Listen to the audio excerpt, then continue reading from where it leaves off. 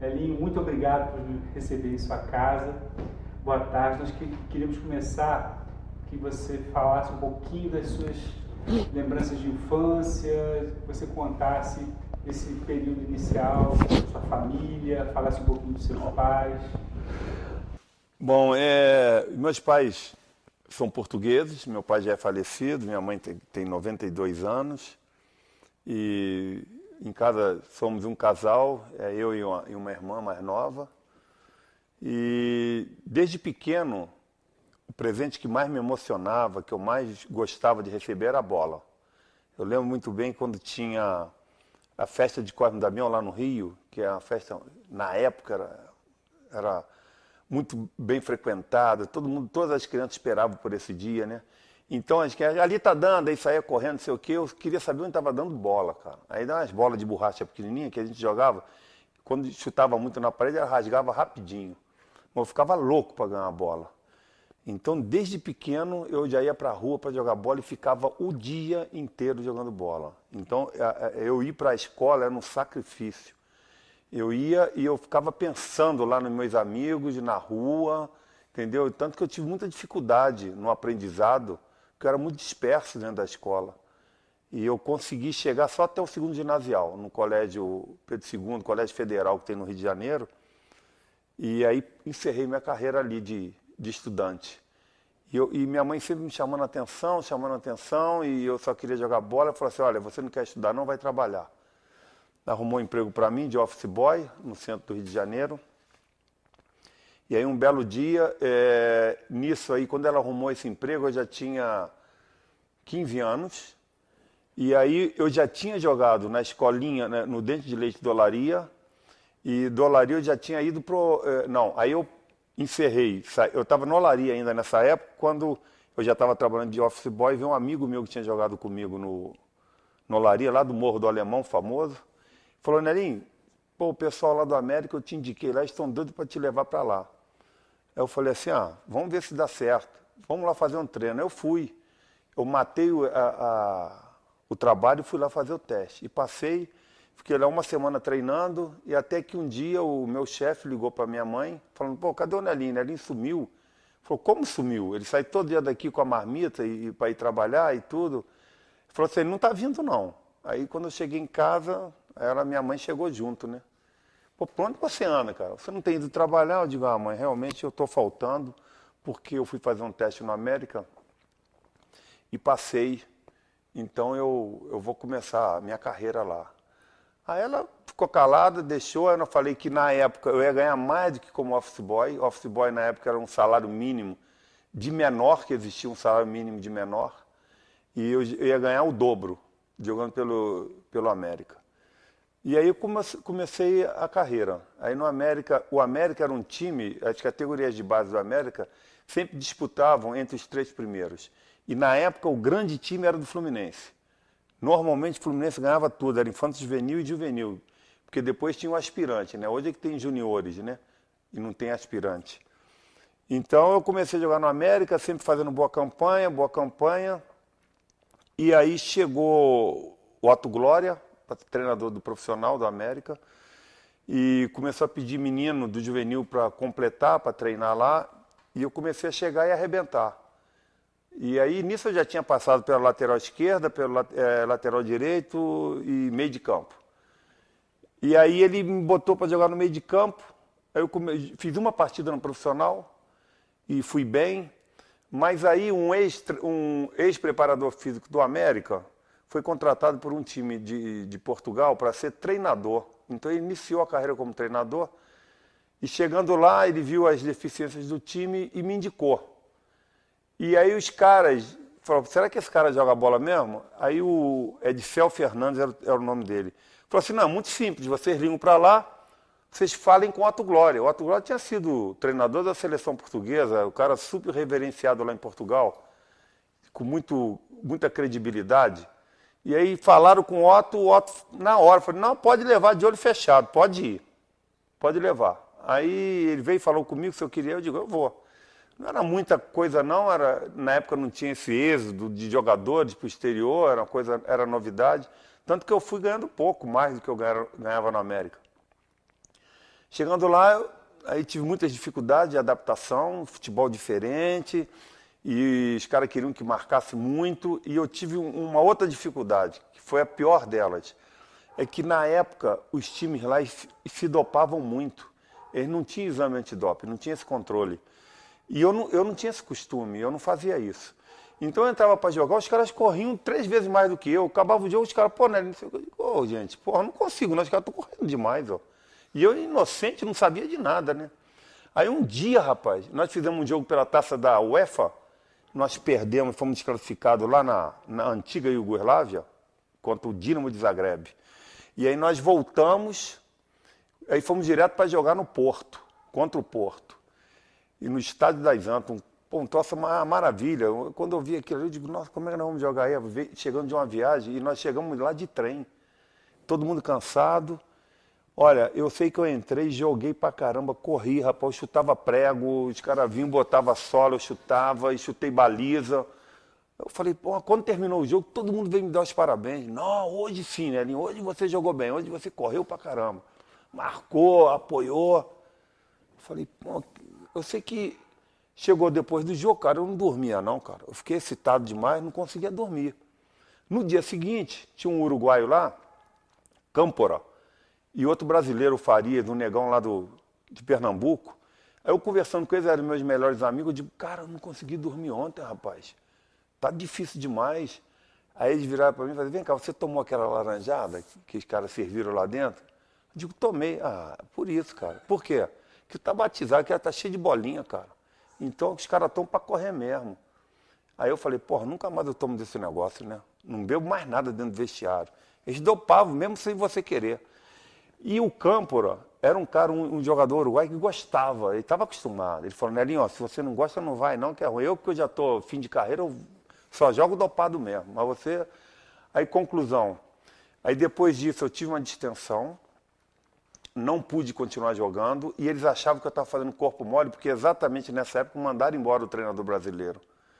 E aí, naquele negócio, eu cheguei em julho, dia 30 de julho, assim, e quando deu em fevereiro, início de carnaval. E os caras começaram a me ameaçar de que iam botar eu para servir exército em Portugal. E eu tinha servido exército aqui no Brasil. Mas aquilo não era possível. Mas eu, na minha inocência, eu fiquei apavorado com aquilo. Eu falei, o quê? Porra, véspera de carnaval, eu apaixonado do carnaval, eu digo, eu vou embora. Me deu uma louca, rapaz. Eu saí do meu apartamento, fui lá no clube, eles estavam reunidos, a diretoria toda. Eu invadi a reunião, falei, eu quero meu passaporte agora, eu quero viajar amanhã. Vou embora, não fico mais aqui nem um minuto. Aí eles me deram tudo, me deram a passagem, eu vim embora com um passe preso lá. Então eu encerrei minha carreira. Eu tinha 20 anos, carreira encerrada. Voltei para o Brasil, num belo dia, rapaz, o presidente do clube, do Barreirense, vem para o Brasil. Por quê? Porque quando terminou o campeonato, o meu time, que era o Barreirense, ficou na antepenúltima colocação. E na penúltima e última, os dois desciam. E o time que ficou na penúltima colocação entrou com um processo na federação, alegando que os jogos que eu tinha jogado, o Barreirense tinha que perder os pontos porque eu não era luso-brasileiro. E eu era. E aí eles tiveram que vir aqui para pedir uma declaração dos meus pais para comprovar que eu era luso, que eu era filho de pais portugueses. Aí quando ele veio para pedir essa declaração, eu digo, é a hora, né? Falei, ó, só dou a declaração se vocês me derem o passe, senão não dou não.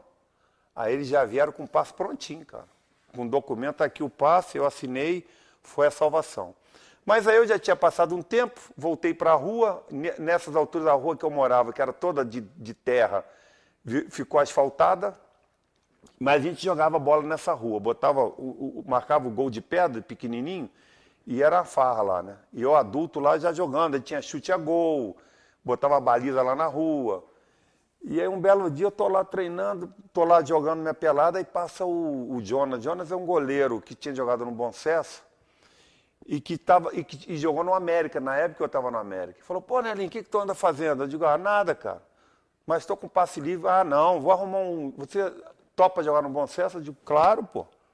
Isso era 1972, cara. No primeiro semestre. Aí ele foi lá no Bom Sucesso, o treinador era o Amaro, E conversando com o Amaro, falou de mim, o Amaro, não, traz ele aqui para ir treinar.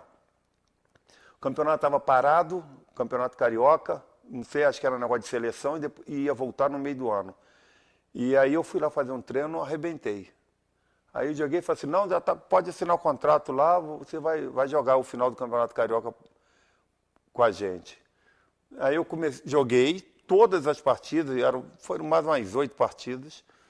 E o time do Bom Sucesso era por turnos. E naquele turno, nós fomos jogar o último jogo contra o Vasco da Gama, que era do Tostão. Foi o último ano que o Tostão jogou, eu acho, foi 72.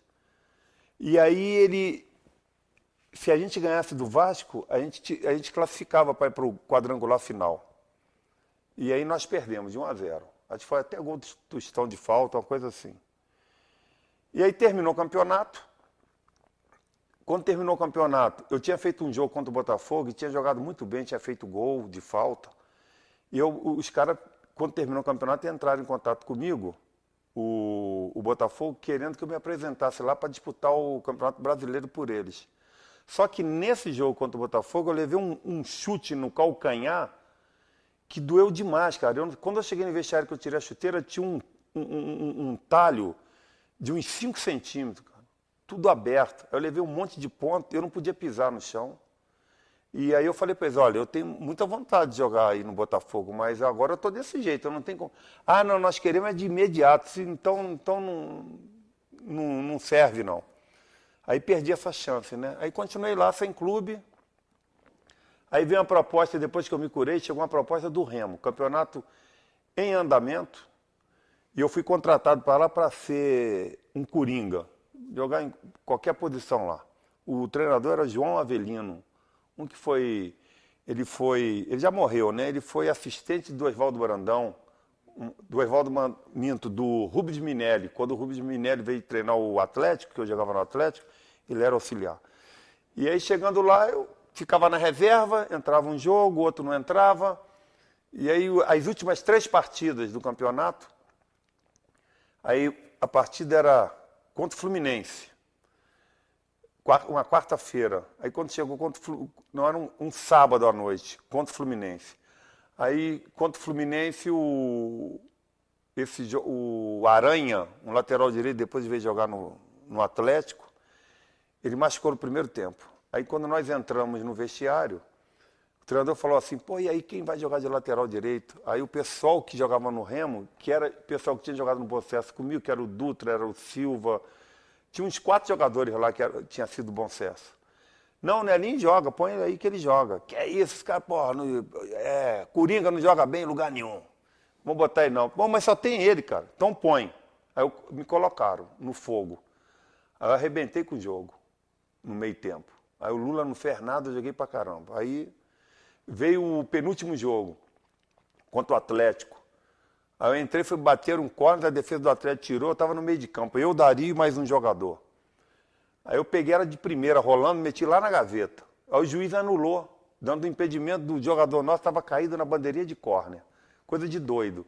O Dari, que sempre foi doido, né? Ele falou pro árbitro assim, rapaz, você tá doido, rapaz, você anular um gol desse? O que você viu nisso, rapaz?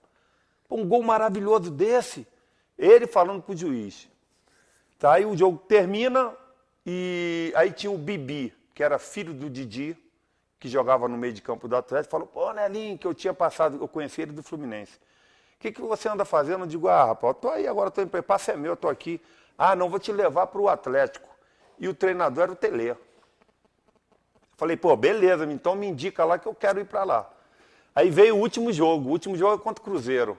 Aí esse jogo foi engraçado o seguinte, depois eu fiquei sabendo, quando eu cheguei no Cruzeiro, me contaram essa história. Que quando eles estavam lá, na véspera do jogo, o treinador conversando com os jornalistas, com aqueles caras, por exemplo, torcedor do Paysandu, que não gosta do Remo, mas gosta de entregar o ouro, né?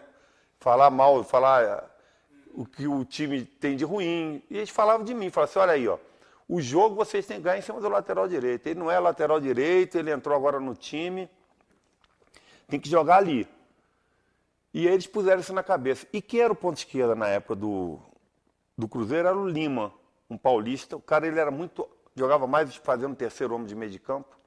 não era driblador, não era de partir para cima. O que eles fizeram? Tiraram o Lima e puseram o Rinaldo, um goiano, que era veloz e partia para cima e driblava muito. Aí começa o jogo, os caras vieram para cima de mim, cara, eu estava inspirado demais nesse dia. O cara vinha para cima de mim, eu tomava a bola, ameaçava dar uns chutões, dava o bote, eu jogava debaixo da perna, saía jogando. E aí comecei...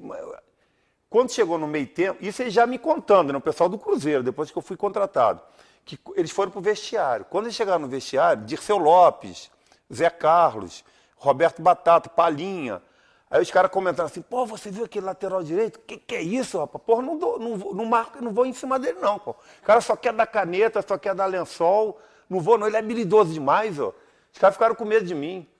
E nesse jogo eu apoiei pra caramba, dei chute de fora da área, fiz de tudo. O jogo terminou 2-2. E aí o cara estava vendo o jogo, o diretor, o Furlete, Carlos Furlete, quando viu, falou assim, pô, que esse lateral aí? Aí o jornalista falou, esse lateral, ele é carioca, o passe é dele. Ele está livre a partir de... Acabou o campeonato e está livre.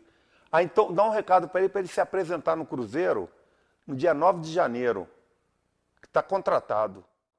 Aí me deram a notícia, só que o campeonato continuou com os finalistas, né? O Cruzeiro era um deles. E o Cruzeiro foi jogar no Rio. Não sei contra quem. Aí eu liguei para o Amaro, que tinha sido meu treinador no Bom Sucesso, falei, Amaro, está acontecendo isso, eu gostaria que você fosse lá no hotel do Cruzeiro e conversasse com a diretoria deles para confirmar se isso é verdade mesmo, se é para me apresentar mesmo. E ele foi, me deu o retorno, confirmando tudo, é para apresentar mesmo. E aí, meu amigo, eu fumava, entendeu? Fumava pouco.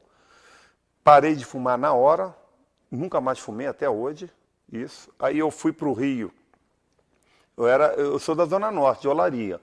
Mas eu comecei para a Zona Sul, para a praia e na Lagoa, e comecei a correr todos os dias, treinando, para me apresentar dia 9. Aí me apresentei dia 9, fizemos o contrato, eu já comecei a treinar e arrebentar no treino, e o titular absoluto, que era xodó da torcida, não porque jogava bem, porque era o único que dava pancada no time do Cruzeiro, que era o Pedro Paulo, lateral direito, o negão. E aí eu lembro que, quando eu entrei para jogar, no início a torcida ficou meio assim, né? Pô, vai barrar o Pedro Paulo? Só que eu já cheguei já metendo gol, de fora da área, batendo falta. Quem batia falta era o Lima, ponto esquerdo, eu já tomei dele a posição, fui lá e me impus, não, deixa que eu bato. E eu comecei a fazer gol, cara. E aí me tornei um titular, isso em 73. Quer dizer, final de 72 eu estava no Remo, em 73 eu estava no Cruzeiro. Quer dizer, eu era reserva do Remo. Terminou o ano de 73, veio a convocação para a Copa do Mundo de 74. Eu fui convocado entre os 40. E no início da preparação, no Rio de Janeiro, o Carlos Alberto Torres se contundiu, foi cortado. E eu fui convocado para o lugar dele. Então, isso aí é um exemplo que eu costumo dar para os jogadores que às vezes desanimam, né? Que é, um ano atrás eu era reserva do Remo. Um ano depois eu estava numa Copa do Mundo. Então, isso aí exemplifica bem o que é o futebol, né? Às vezes você joga muito e não tem oportunidade. Às vezes você tem oportunidade e não sabe aproveitar. Então, no meu caso, aconteceu tudo na hora certa. E aí eu com o Cruzeiro jogando, o time, porra, Dirceu Lopes, o Tostão já tinha saído. Zé Carlos, Piazza, o Raul no gol, Palinha, Joãozinho veio logo em seguida, o Eduardo Rabo de Vaca, que depois foi jogar no Corinthians. Era um timaço, cara. E aí o que aconteceu? Eu no Cruzeiro, eu tive eles ficaram meio na bronca comigo, o pessoal do meio de campo, porque o Pedro Paulo não apoiava, ele só marcava. Era ele de um lado e o Vanderlei do outro. Então o meio de campo, cara, só jogava, praticamente só marcava o meio e pegava a bola e saía para o ataque. E quando eu cheguei, cara, eu pegava e passava. E aí eles tinham que me cobrir, né? Eles não estavam gostando e começaram a reclamar com o treinador. Só que quando eles foram reclamar com o treinador, um deles, que eu lembro, foi o Zezé Moreira, que falou assim pro Piada, Piada, fica na tua, tu tem que cobrir ele mesmo, porque ele com a bola nos pés, quando ele ataca, ele faz mais do que você. Então por que ele vai ficar aqui atrás e você vai apoiar? Então você fica, marca para ele e deixa ele ir. O Piazza sempre foi muito profissional, um cara muito tranquilo, humilde, sabe? E depois eu já tinha feito muita amizade com ele, aí ele não se importou mais não. Ele falava, pode ir, Nene, pode ir. Aí eu ia e começou a dar certo, né? Começou a dar certo, eu peguei moral. Isso fazia parte do seu estilo? Assim, foi uma coisa que você, Desde pequeno, eu era ponta direita, depois meio de campo, então eu gostava de jogar, eu gostava de dar passe, eu gostava de tabelar, de chutar para o gol. E marcar eu não gostava. Só que eu tinha a fama de que não marcava nada. E um dia, numa decisão contra o Atlético, o nosso treinador Wilton Chaves falou assim: Nelinho, hoje eu não quero que você passe do meio de campo. Eu falei, é uma ordem. Acabou, meu amigo. Se você não quer, eu não passo. Porque o Dari gosta muito de... O Romeu, ele volta para marcar. E se você for apoiar, quem cai nas suas costas é o Dari. Ele faz a jogada sempre por aquele lado. Ele é muito rápido. Falei, tudo bem, então deixa comigo. É para marcar, eu vou marcar. Fiquei lá, cara, marquei 90 minutos. Os caras não deram um cruzamento. Aí depois, e nós ganhamos o jogo de 1-0. Aí depois, eu comentei com a imprensa, gostava de falar, eu digo aí, ó, tá aí a prova, vocês falam que eu não sei marcar. Cara, destruir é muito mais fácil do que construir. Marcar, se eu quiser marcar, eu vou marcar, pô. Se eu tenho condição física, qual é a dificuldade de marcar? Você vai correr atrás do cara, vai chegar junto, não deixa ele dominar, não deixa ele virar, pô, dá carrinho, faz não sei o quê, falta, e daí? Então aí depois disso até me aliviaram um pouco. Não ficaram mais falando, né? Como quem diz, pô, realmente o cara, pô, deixa ele sabe jogar assim. E o time começou a ganhar títulos e Libertadores, e a coisa foi andando. Você lembrou da Copa de 74, até foi o momento em que a Holanda apareceu para o mundo justamente com um sistema tático em que a mobilidade era uma estratégia importante, quer dizer, não havia mais a posição fixa. Isso te influenciou ou já era uma marca do seu estilo? Já era uma marca. Eu já era assim, tanto que o Zezé Moreira foi o treinador que melhor soube me aproveitar. Jogos difíceis no Campeonato Brasileiro, que nós fomos para a final contra o Internacional, contra o Vasco um ano e depois contra o Internacional no ano seguinte. Jogos difíceis, cara. Chegava no final, ele tirava o jogador do meio de campo, eu ia para o meio de campo, ele botava um lateral. E normalmente eu ia para o meio de campo e fazia jogada de gol. E a gente decidiu os jogos ali comigo. O último jogo contra o Internacional, que nós perdemos de 1-0, eu fui para o meio de campo, pô, eu ia lá na defesa, pegava a bola do Beck, vinha com ela driblando, tabelando, ia lá no gol, chutava. Eu dei um trabalho pro Manga naquele dia. Modéstia à parte, aquele dia eu joguei muito. Então eu tinha essa facilidade. Então, o time da Holanda, a novidade é que, por exemplo, no meu caso, eu era um só que fazia isso, que às vezes entrava em diagonal. O time deles todo rodava. Esse jogo contra a Holanda, eu não troquei de roupa. Eu fui para a arquibancada assistir o jogo. Que não trocava de roupa todo mundo, era só 4 jogadores mais o goleiro que trocavam de roupa.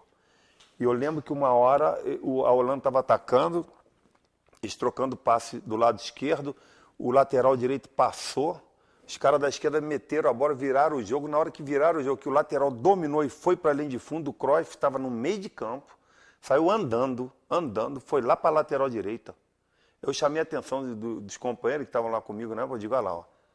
Olha o cara que é consciencioso, né? O cara é profissional, lá, ele viu, não precisou ninguém falar nada, né? Ele saiu andando, foi lá, lateral, como que diz? Eu estou fora de jogada, vou ser o lateral, porque o lateral está atacando, está lá fazendo o que eu deveria estar fazendo, é o lateral que está fazendo. Então foi lá. Então não tinha essa de você não pode apoiar, todo mundo apoiava, quarto zagueiro, back central, lateral esquerda, era uma confusão, entendeu? Mas era bonito de ver, era bonito. Aquilo dali, para mim, foi a última mudança radical no futebol brasileiro, no futebol mundial. De lá para cá, eu nunca vi nada de novidade, a não ser agora esse Barcelona e a Espanha, que trocam muito de passe, dificilmente batem córner dentro da área, eles tocam para trás, eu armo de novo. Eu já vi córner do Barcelona, cara, que eles bateram o córner pro cara, o cara deu pro meio, o cara meteu lá pro goleiro dele. Começou tudo de novo. Eles não encontraram brecha para entrar na defesa adversária, foram lá atrás e voltaram. Então, hoje em dia, a única coisa que tem de diferente aí no mundo é o Barcelona e a Espanha. Mais nada, o resto é a mesma coisa. Em relação à Copa de 74, o fato de você ter visto das arquibancadas, teve algum fato que chamou mais atenção ou que você aproveitou justamente para incorporar no seu modo de jogo? Que lembrança você tem da ida à Copa como experiência? em 74? Olha, o que eu trouxe de experiência, eu e o Piada, nós trouxemos até para o Cruzeiro, foi a marcação, que eles não deixavam sair jogando, os times europeus, e essa movimentação do time holandês. E eu me lembro muito bem que nós, quando chegamos no Cruzeiro, nos primeiros treinamentos coletivos, eu e Piada, a gente ficava comandando o time, sai, todo mundo, marca, pega. Pô, o time reserva ficava doido. O ponto esquerdo, quando eu treinava, quando o ponto esquerdo da reserva, falava, porra, que é isso, cara? Porra, a gente não consegue nem pegar na bola. Aí nós começamos a colocar isso dentro dos jogos do Campeonato Mineiro e eu comecei a movimentar, cara. Eu saía do lateral direito ia com a bola dominada, cruzava a área na lateral esquerda, no meio de campo. Tudo isso nós começamos a fazer. Só que a mentalidade do jogador brasileiro ainda não estava preparado para isso. Então eu comecei a fazer, o Piada começou a fazer, aí tinha mais um ou outro fazendo, de repente os caras, você sentia que os caras falavam assim, pô, confusão é essa? Os caras não movimentavam, sabe? Não aderiram à ideia. Aí foi passando, quando nós assustamos, estávamos jogando da mesma maneira, antiga. Não tinha nada de novidade, entendeu? Sempre dependendo da parte técnica do Dirceu Lopes, do Palinha, essas coisas assim do futebol brasileiro, né? Que o conjunto o conjunto principalmente fica sempre em segundo plano, né? O jogador pensa primeiro nele, né? Como é que ele vai aparecer, que ele vai fazer para se beneficiar da estrutura do coisa, mas ele não está pensando no coletivo, não. Ele pensa mais nele. Eu já ouvi várias vezes, infelizmente, claro que era uma minoria, nunca se tornou a maioria. Jogadores, principalmente os atacantes, jogador que termina o jogo, perde de 5-3, ele fez 3 gols, ele está satisfeito, ele fala assim, ó, o meu eu fiz. Ele não está preocupado com o time, que o time ganhou, ele está preocupado com ele. Ele foi bem e no dia seguinte ele vai receber nota grande, nota alta porque ele jogou bem, fez 3 gols, isso para ele basta, entendeu? Então quando você às vezes vê jogador que fala assim, pô, que adianta, eu fiz 3 gols, amanhã eu sou melhor, mas meu time perdeu, pô. Eu preferi não ter feito gol nenhum e o time ter ganho. Então essa é outra mentalidade. Mas eu vi muito disso no futebol. Então, você querer implantar um tipo de jogo como o da Holanda aqui era realmente muito difícil. Nelinho, mas qual que era a mentalidade do Zagallo em 74? Porque há uma imagem de que o Zagallo é defensivista. Você acha que isso teve alguma influência no teu desempenho em 74? Nenhuma. Isso é a maior balela, cara. Isso é mentira de que o Zagallo era retranqueiro. Esse negócio de Zagallo ser retranqueiro, primeiro começou, acho que lá atrás, quando ele era um ponto esquerda, que ele atacava pouco. Chegava pouco ali de fundo. Ele marcava mais do que atacava, mas também atacava. Ele chegou a fazer gol em Copa do Mundo, né? Na Suécia. Então, ele como treinador, ele era é o que eu sempre falo, às vezes os caras querem inventar muito. Não tem muito o que inventar, não. Então, o futebol é o seguinte, você tem que aproveitar os jogadores que você tem em mãos. Então, você tem que adaptar a maneira do time jogar aquilo. Então, se você tem um time que, do meio para frente, ataca pra caramba, entendeu? Você tem que deixar eles atacarem. E, por exemplo, mas não volta para marcar. Mas não precisa voltar para marcar. Isso aí, cara, é que não tem treinador peitudo. Porque se vocês repararem no futebol, se você ataca com 4 jogadores, 5 jogadores, perdeu a bola, se 3 jogadores ficarem fora de jogada, lá, eu duvido, é só reparar, que o time adversário não vai ficar com menos de 4 jogadores. Isso é a mania do futebol brasileiro, é o seguinte, 3, eu deixei 3 lá, aí 3 marcam os 3 e 1 fica na sobra. Eles só jogam assim. Se fica só o centroavante lá, quando perde a bola, fica o back central e o quarto zagueiro marcando ele. Aí você traz os 2 laterais para cima do seu time. Quer dizer, meu time voltou, mas os laterais também vieram. Então, por que tem que voltar todo mundo para marcar? Não precisa, rapaz. Você sempre vai ter um jogador a mais. É difícil. Aí você pega o time do Barcelona hoje, faz isso. Pode reparar. O time tá atacando, e aí quando ele recebe contra-ataque, 2 contra 2, 3 contra 3, não fica um a mais, não tem sobra. Os caras vão e se garantem. É isso, cara, não precisa. E se ficarem 3 jogadores atrás, o Barcelona fica com 3. Se ficarem 4, eles ficam com 4. Eles não vão todo mundo, não sai, eles não deixam ficar 4 contra 2. Isso eles não fazem. Mas mano a mano eles fazem. Então, isso aí acontece demais no futebol brasileiro e ninguém tem peito para fazer isso. E o dia que alguém fizer e por acaso tomar um gol, vai ser mandado embora. E vão te falar que ele é louco, o treinador é louco, como é que não deixa ninguém na sobra. Então é coisa de futebol. Agora não é só o futebol brasileiro não, né? Tirando o Barcelona que eu citei, normalmente os clubes jogam assim, no mundo inteiro. E então, como você perguntou, né, da coisa, eu não vejo muita diferença não, sabe? Assim, de aprendizado, dessas coisas do futebol, não vejo não. E eu sou tão cético quanto a isso, quando eu vou falar sobre isso, até às vezes eu me controlo um pouco. Porque eu sei que eu estou indo contra tudo aquilo que se fala de futebol. Tudo aquilo que se fala. Inclusive tem uma máxima no futebol que eu vejo os comentaristas falando. Eles falam muito aquele lance de 82, que o Cerezo atravessou a bola para o Luizinho no meio da área, que o cara pegou a bola, o Conte, né? Paulo Rossi, que fez o gol. Isso é coisa elementar, não se atravessa a bola na frente da área. Meu amigo, pega aí, veja todos os jogos que você quiser, quantas bolas são atravessadas ali na frente. Sabe quanto? 200 no jogo.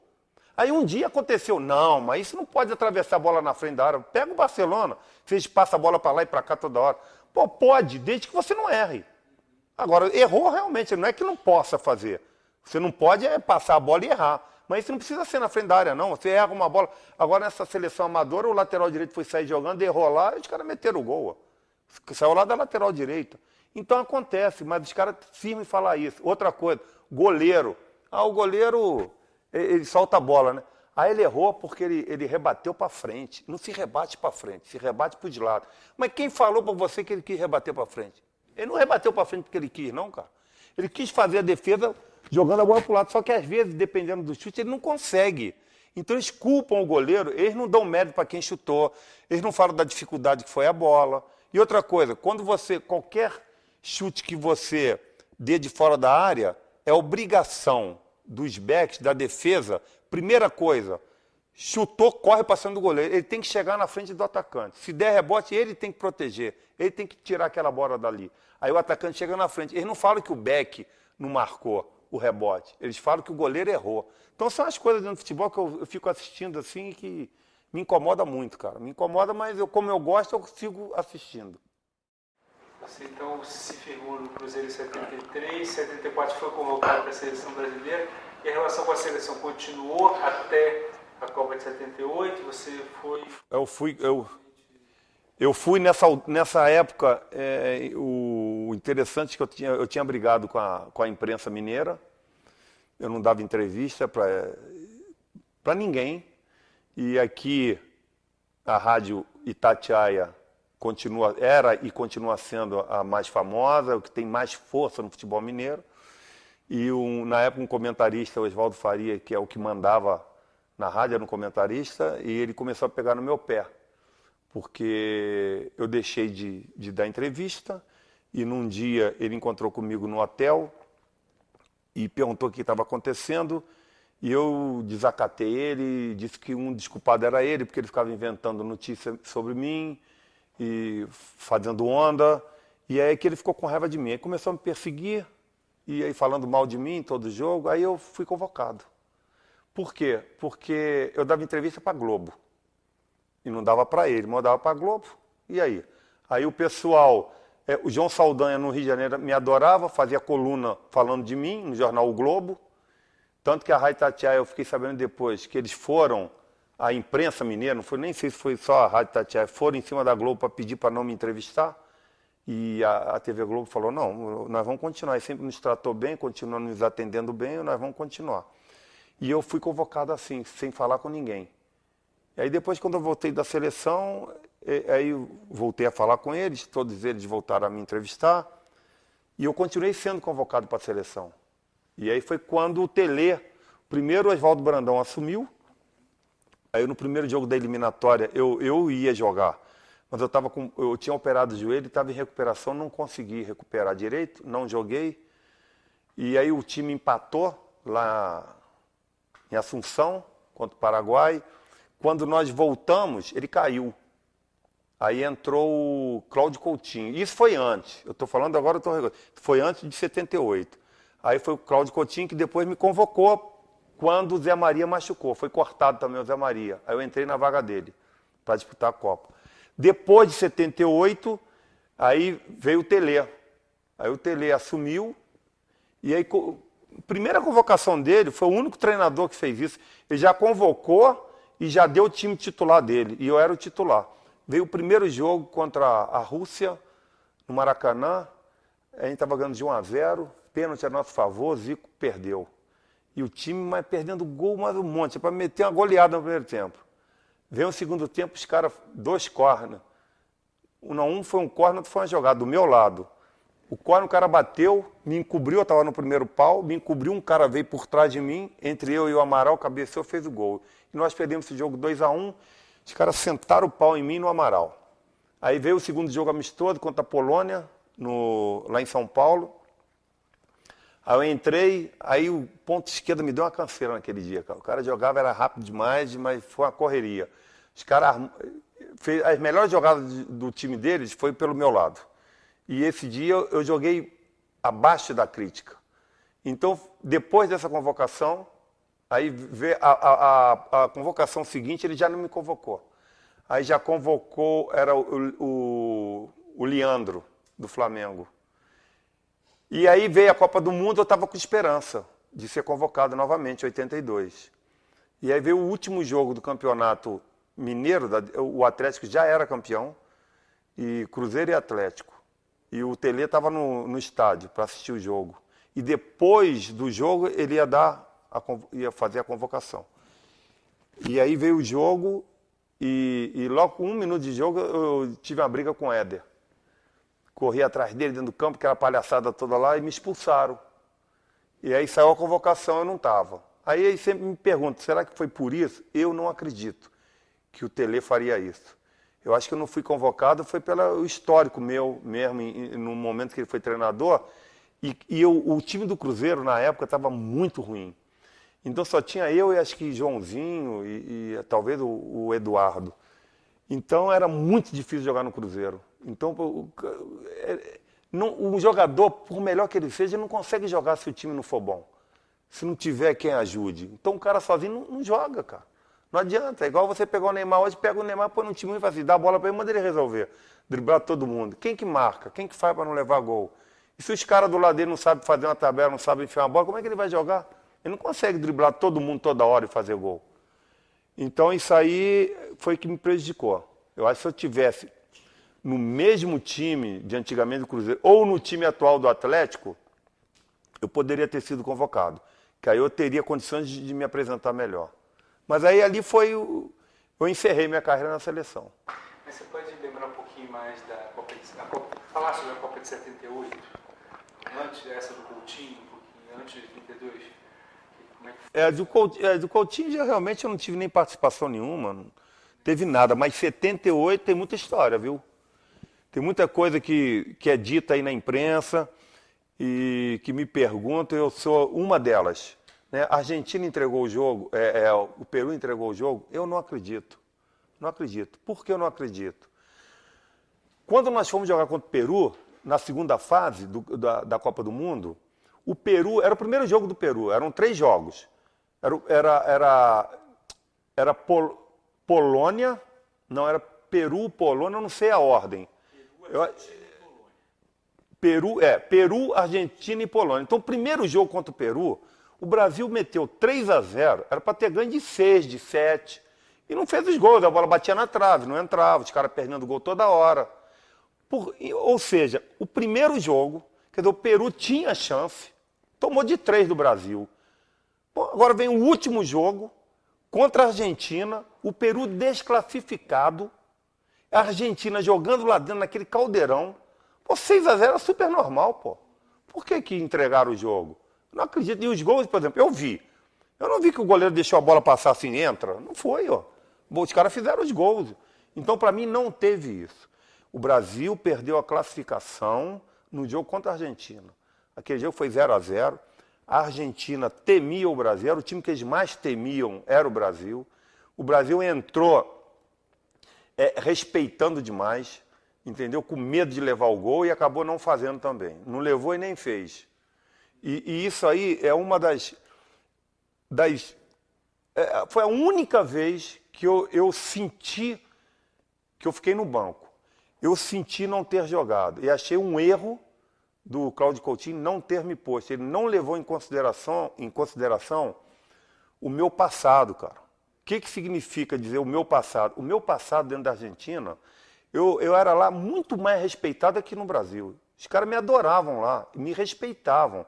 Que todos os jogos de Libertadores, de Cruzeiro, contra River Plate, Independente, Boca Juniors, meti gol em todos os jogos aqui. E lá eu meti contra a seleção deles. Então eles tinham medo do meu chute, das faltas, sabe? Eu jogando, eles não iam dar pancada na frente da área. Quer dizer, os nossos atacantes teriam liberdade para dominar, porque eles sabiam que se fizesse falta eu ia bater. Então acho que o Coutinho perdeu uma grande oportunidade de ter me escalado naquele dia. Ele não escalou. E o banco do Brasil, naquele dia, era o goleiro, não me lembro dos três qual que ficou no banco. Quer dizer, o Leão agarrou e quem ficou, não sei. Foi o Carlos, foi Valdir Pérez, eu não lembro. Eu, Edinho, Zico e Rivelino. Era o banco. O Rivelino é porque ele estava machucado mesmo, né? Então naquela Copa ele só entrou o último jogo que nós ganhamos da Itália, 2-1. O Zico, acho que ele tinha machucado um pouco no jogo lá, ele estava meio duvidoso. E o Edinho que entrou. E olha só, quando começou o jogo, o Rodrigues Neto, lateral esquerdo, machucou. Eu falei assim, pô, vou entrar, né, cara? Porque ele vai passar o Toninho, que já jogou de lateral esquerdo, e passa o Toninho para lateral esquerda, eu entro de lateral direito. Digo, eu vou entrar. Aí ele vai e coloca o Edinho de lateral esquerdo, pô. Aí eu falei, então ele não vai me colocar nunca. Então aí eu acho, esse jogo, outra coisa, nesse jogo, antes eu tinha sentido uma fisgada, eu e Toninho Cerezo. Aí no dia do jogo de manhã, nós tomamos café e fomos para fazer o teste, para ver se a gente passava, se a gente podia jogar. Aí fizeram o teste comigo. Mandaram fazer vários exercícios. E aí, Nelinho, você sentiu? Eu digo, não senti nada. Dá para jogar? Eu digo, tranquilo. Agora eu posso sentir. Você garante que não vai sentir? Eu digo, isso eu não garanto. Vou chegar lá, não sei, eu posso sentir lá, ó. Posso sentir outra coisa, que não é nem nessa perna. Mas o teste que vocês fizeram, esse teste não é válido para vocês? É. Então tá, eu não senti nada. Aí fizeram com o Toninho Cerezo. E aí, Toninho? Nada. Tô bom. O Toninho falou a mesma coisa que eu falei. Mas eles não queriam botar o Toninho, eles queriam uma maneira de barrar o Toninho. Por quê? Eles achavam que era um jogo que os caras iam pegar, iam dar pancada, que tinha que ter os caras para segurar. O que eles fizeram? Barraram o Toninho no grito, que o Toninho não queria sair não. E puseram o Chicão para jogar no lugar dele. E aí não deu outro, o Chicão chegou, deu pancada, pô, mas aí, cara, tinha que botar gente para jogar. Ó. E o Cerezo era... O Chicão era um grande jogador, né? Jogava bem, pô, meu amigão, pô. Mas o Toninho era mais jogador do que ele, tecnicamente. E o Toninho foi barrado na marra. Na marra. Ele que deveria ter jogado. Então eu acho que ali o 0-0 que nos tirou da Copa. Porque veio o último jogo, nós ganhamos da Polônia de 3-1, mas não foi o suficiente, pô. Ali eu acho que era a chance nossa. Aí aconteceu tudo isso. Então aí a volta, você continua no Cruzeiro até 80. Não, fui até 82, né? Início de 82 que eu me transferi para o Atlético. Porque tem um período que você vai do Cruzeiro para o Grêmio. Aí saiu em 80, quando eu tive uma discussão com um treinador, o Wilton Chaves. E o time é de aquela fase de transição, muito difícil para jogar. E nós discutimos. Quando nós discutimos, ele falou, ou eu ou ele, falou para a diretoria. Aí eu corri no presidente, Felício Brandes, fui lá na moagem que ele tinha. Aí falei, ô presidente, aconteceu isso. Eu digo, já estou sabendo. Falei, e ele falou que era ou eu ou ele. Então que seja eu. Eu quero que o senhor me venda, me empreste qualquer coisa, porque se o senhor mandar ele embora, eu não vou me sentir bem. Porque vão dizer, pô, o Nelinho derrubou o treinador, então não vai pegar bem. Então eu gostaria que o senhor me emprestasse. Aí, rapaz, no dia seguinte, o Nelinho, o Grêmio apareceu aí para disputar o final do campeonato lá, gaúcho. Você aceita? Eu digo, agora, tô indo. Aí fui, cara. Nós fomos bicampeões.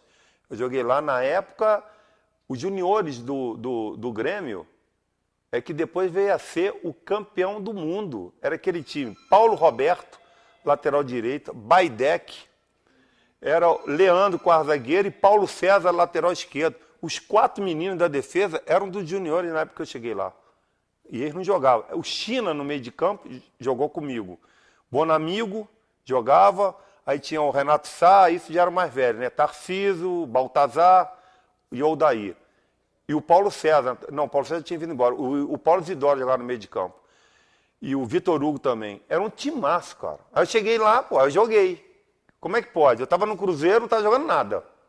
Aí cheguei no Grêmio e joguei, pô. Não conhecia os caras de nome, mas não tinha entrosamento nenhum. Cheguei lá e joguei. Por quê? Facilita, né, quando tem um time armado. Então eu fui lá, fiquei só o final do campeonato gaúcho e voltei. Eu não lamento não, porque eu poderia lamentar. Pô, se eu tivesse ficado lá, eu teria sido campeão mundial, campeão da Libertadores. Mas eu não lamento não. Primeiro que o lateral direito que estava surgindo era o Paulo Roberto, que era muito bom, jovem. Eu já estava com 32 anos, eu ia para 33, então ia ser difícil eu ficar de titular com ele. Então na minha volta, aí fiquei mais um ano, que é o ano de 81, e 82 eu fui para o Atlético e arrumei uma briga que foi o Strick voltando ao Cruzeiro. Ele que tinha nos dirigido na Libertadores em 77. E aí nós perdemos a Libertadores nos pênaltis, lá em Montevidéu, para o Boca Juniors. E aí veio o Campeonato Nacional. Aí nós fomos jogar contra o Remo. Eu perdi o voo. Aí peguei um outro voo. Cheguei lá no sábado, meia-noite, 1h da manhã. E fui jogar no domingo. E o ponto esquerda do Remo era o Urigelli, o Júlio César do Flamengo. O cara me entortou tudo como foi jeito. Estava morto dentro de campo. Nós tomamos de 4-0. Quando nós tomamos de 4-0, nós voltamos, ele foi mandado embora. E ele achou que eu fiz corpo mole, entendeu? E quando ele foi mandado embora, ele saiu dizendo que quem tinha derrubado ele tinha sido eu, Raul e o Joãozinho. E que eu era maconheiro, e Joãozinho era beberrão, e que não sei o quê, e falou mal de nós 3. E aí o tempo passou, aí ele foi chamado para dirigir. E aí depois eu descobri que quando ele foi chamado para dirigir o Cruzeiro, ele foi chamado propositadamente, porque eles já entendiam, por me conhecerem, que eu não aceitaria trabalhar com ele e que seria a maneira deles se libertarem de me vender e a torcida não ficar chateada com eles. E aí, e na época ele falou que eu era laranja podre ainda, e foi a frase que ficou gravada na minha cabeça. Aí quando ele voltou, teve a apresentação dele, e os jogadores todos, uns 30 jogadores sentados no gramado em círculo, e ele foi no meio do círculo e começou a fazer apresentações de repórteres todo em volta. E aí eu olhando aquilo ali, aí terminou a apresentação, ele mandou todo mundo levantar, e eu estava lá sentado assim, ele saiu aqui e começou a cumprimentar um por um. De acordo com que ele ia andando, cumprimentando as pessoas, os jogadores, eu ia rodando junto. Quando ele chegou onde ele começou, eu cheguei no lugar que eu estava. Aí eu fiquei de lá de novo, quer dizer, eu não dei a mão para ele, não cumprimentei. Todo mundo percebeu. E depois disso, ele falou assim, agora, todos vocês lá dentro do vestiário, eu quero a reunião, só eu e vocês. Aí eu fiquei lá, os caras foram andando, eu fui ficando para trás, fui ficando, aí o diretor veio, né, vamos lá, cara, meu amigão, cara, o diretor. Falei, eu sou muito seu amigo, viu, mas essa eu não vou não. Eu não jogo mais no Cruzeiro, não. Pode encerrar minha carreira, eu com esse cara eu não jogo. O que ele falou de mim quando ele saiu daqui, não aceito jogar com ele. E aí eles também não se importaram muito não, deixaram, fiquei lá encostado, ele começou a dirigir lá. Aí o Atlético fez a proposta, cara. Inacreditável, né? Nunca tinha acontecido um jogador do Cruzeiro sair diretamente vendido para o Atlético. Acontecia isso, mas o jogador saía, jogava em outros clubes, depois vinha para o rival, né? E aí vieram me fazer a proposta. Aí conversaram os dirigentes dos 2 clubes, Por fim, veio o dirigente do Cruzeiro e falou assim, Nelinho, ó, é isso e isso, mas a gente só faz negócio que era, acho que é de 10 vezes que eles iam pagar, você tem que abrir mão dos 15%, abrir mão daquilo, abrir mão de não sei o quê. Eu digo, abro mão de tudo. Eu não quero um tostão de vocês. Eu vou embora. E eu, cara, pô, jogar no time, pô, Ceredo, Reinaldo, Marcelo, Paulo Isidoro, Éder. Falei, ali, meu filho, era o time que eu digo, é onde eu vou ter... Isso aconteceu, cara, de uma certa forma, agora com o Ronaldinho. Saiu tão criticado o Flamengo que ele falou assim, pô, eu vou pro Atlético, eu vou ter que jogar lá. Então eu saí do Cruzeiro, que era pior ainda, falei, pô, vou ter que jogar no Atlético, porque os caras vão me cobrar que eu faça tudo agora em favor do Atlético, que eu fiz contra o Atlético. Então aquilo foi minha maior motivação, além de ter os craques do meu lado lá, né? Então eu já cheguei lá também titular. Cara, eu lembro que o primeiro ano foram 80 partidas, eu joguei 79, só não joguei uma porque eles me proibiram de viajar para fazer um amistoso em Montes Claros, e não deixaram eu ir. Joguei todas as partidas, fiz um monte de gol, o time foi campeão, tudo. E aí, pô, renasci pro futebol. Então voltei a jogar, voltei a ter prazer de jogar, né? E o tempo foi passando, e aí eu lembro que uma coisa interessante demais, no primeiro jogo que eu fui jogar contra o Cruzeiro, o treinador era o Strick, né? E aí duas coisas aconteceram. A primeira, quando começou o jogo, e a primeira falta que saiu a favor do Cruzeiro, todos os torcedores, o Atlético tinha, acho que tinha o dobro de torcedores esse dia, que o Atlético estava embalado. Todos os torcedores do Atlético começaram a gritar assim, Nelinho, Nelinho, pô, gozando o torcedor cruzeirense. E depois, quando saiu uma falta, a primeira falta que saiu a favor do Atlético em frente à área, a torcida toda do Galo gritou, Nelinho, Nelinho. Aí depois, a mesma torcida, isso antes de bater a falta, Éder, Éder. E por fim, a torcida toda, qualquer um. Oh, porra, cara, eu dentro do campo, escutando aquilo, eu falei, pô, os caras são criativos demais, né, não? E a torcida do coisa doida, né? Aí eu sei que o jogo tá lá, 1-0 a gente, 1-0, o jogo duro, e 40 minutos, segundo tempo, saiu uma falta na entrada da área, cara, na meia-lua ali, eu falei. Aí eu fui, e eu e Éder sempre nos demos muito bem no negócio de falta, a gente brigava pro outro bater, a gente não brigava para bater, brigava para que o outro batesse, sabe? Então nesse dia eu falei assim, aí Éder, vai aí, pega essa aí. Disse, não, que eu vou pegar, rapaz, tu tá louco, você que vai bater essa, vai lá e mete o gol com raiva lá, porra, não sei o quê. Porra, eu tomei distância, cara, o goleiro botou barreira de uns 6, ele ficou no canto dele assim, sem brincadeira. Eu tenho esse gol gravado, ele ficou a distância de 1 metro da trave, assim, a trave, do lado esquerdo dele. Eu vim correndo, deu uma bomba em cima dele, por cima da cabeça dele, ele não conseguiu levantar o braço, não deu tempo. Quando ele fez assim, a bola já estava na rede. Foi um dos chutes mais fortes que eu dei na minha vida. E quando eu fiz o gol, cara, foi em frente ao túnel do Cruzeiro. Ele estava achando que eu ia lá, né, fazer lá pro Strick, nem olhei para eles, corri para a torcida do Atlético. Nunca fui lá na torcida do Cruzeiro, não tem nada a ver. Eu sempre respeitei isso, sabe? Eu acho que torcedor lá sempre tem que ser respeitado. Eu acho que por mais que aconteça, de eles pegarem no seu pé, eu acho que...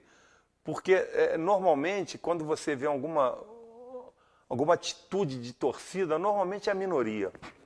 Quando diz respeito ao profissional, é uma minoria. A maioria respeita, sabe? Entende. Hoje, a coisa mais difícil que tem é para eu explicar quando me perguntam que time eu sou hoje. E eu falo que eu sou os dois. E ninguém entende, ninguém acredita. Eu tenho que explicar que eu era do Rio, que eu era vascaíno. Então, na medida que eu me tornei profissional, eu deixei. Eu sou o time... Hoje eu sou Atlético Cruzeiro por quê? Porque os dois me trataram bem. Tudo que eu tenho na minha vida eu devo aos dois clubes. E gosto do Grêmio também, que eu passei por lá. Gosto do Remo. Eu gosto dos clubes que eu joguei. Eu sempre acompanho e torço. Não é? Então é isso, cara. Então foi uma passagem que eu tive pelo Atlético maravilhosa, né? Eu tive oportunidade de jogar com grandes jogadores. Depois desse período, ainda tem o segundo período, que é antes de eu encerrar, que era Zenon, o Nunes, o Renato Pé Murcho, que jogou lá no São Paulo, né? Jogou no Guarani. Nossa, o Elzo. Nossa, só grandes jogadores, né? Que eu tive a oportunidade de jogar. Então eu sou grato aos dois. Não tem como falar que sou cruzeirense ou atleticano, é difícil. E minhas filhas, eu tenho 3 filhas, são atleticanas doentes. E elas brincam comigo e tudo. Ah, você é cruzeirense? Eu digo, não, eu sou atleticano também, cara. Gosto dos dois. Não tem problema. Elinho, e o momento de encerrar a carreira? Como é que foi para você? Olha, eu tinha me preparado para encerrar em 86, eu não jogar mais. Quando chegou no mês de 86, uma tia da minha esposa e o marido dela eram políticos do PDT, eles tinham sido exilados na Alemanha, no Chile, e tudo, eles voltaram. Com perdão, né, eles voltaram e se engajaram de novo no PDT, que era do Brizola, e começaram a trabalhar. Então eles chegaram na época da eleição, a eleição seria, para 87, seria em 86, né? Final de 86, eleição para deputado. Falei, Elinho, você podia ajudar a gente, o PDT aí, pô? Por que você não sai candidato? Eu digo, cara, eu não gosto de política, eu não entendo nada, o que eu vou fazer com política? Ele falou, não, você tem que sair. Eu falei, então tá legal, vou sair. Quando eu resolvi me candidatar, eu falei, eu não vou encerrar a carreira agora. Eu vou ter que seguir jogando e torcer para eu estar bem, para o Atlético me eleger. E foi o que eu fiz. Continuei jogando, o Atlético fez uma boa campanha.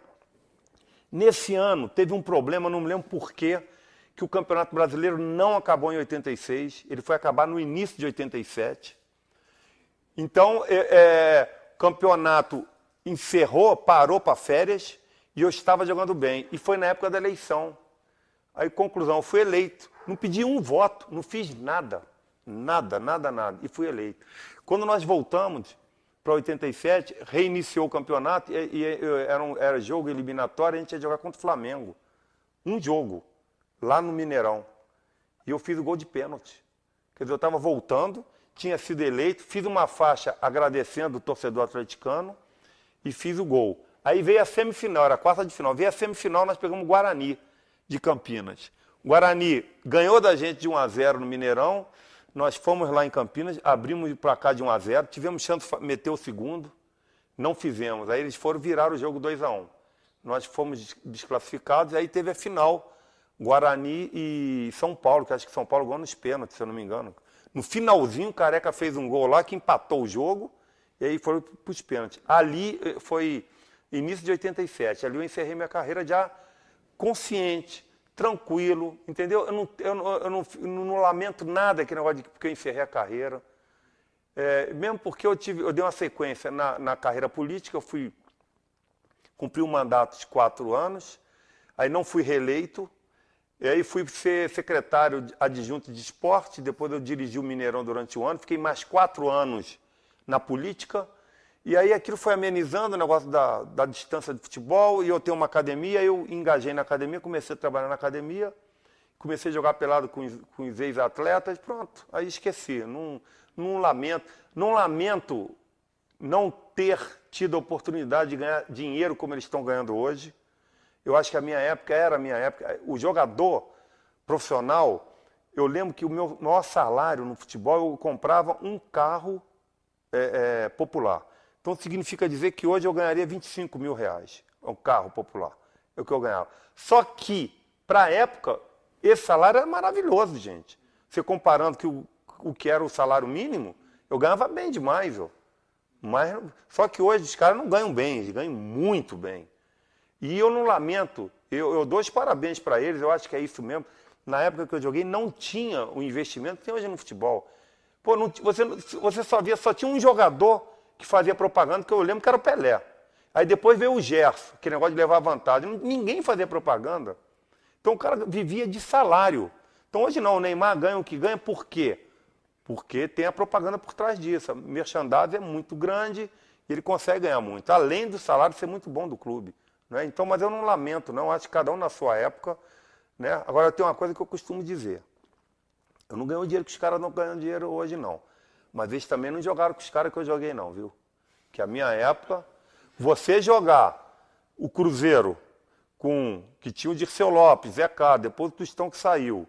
Aí depois você tinha o Palmeiras, Ademir da Guia, Leivinha, o Ney, Dudu, Luiz Pereira. Aí você vai pro Botafogo, aí pega o Fluminense, Gerson, não sei o quê, Paulo César Caju, Zico. Gente, todos os times grandes eram formados por craques, era só craque. Você jogava contra e a favor só de cara bom do seu lado, e na sua frente.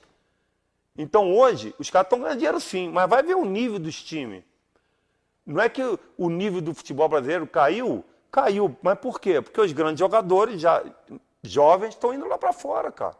Apesar de que hoje lá fora também, se você pega a dedo quem é diferenciado, né? É difícil.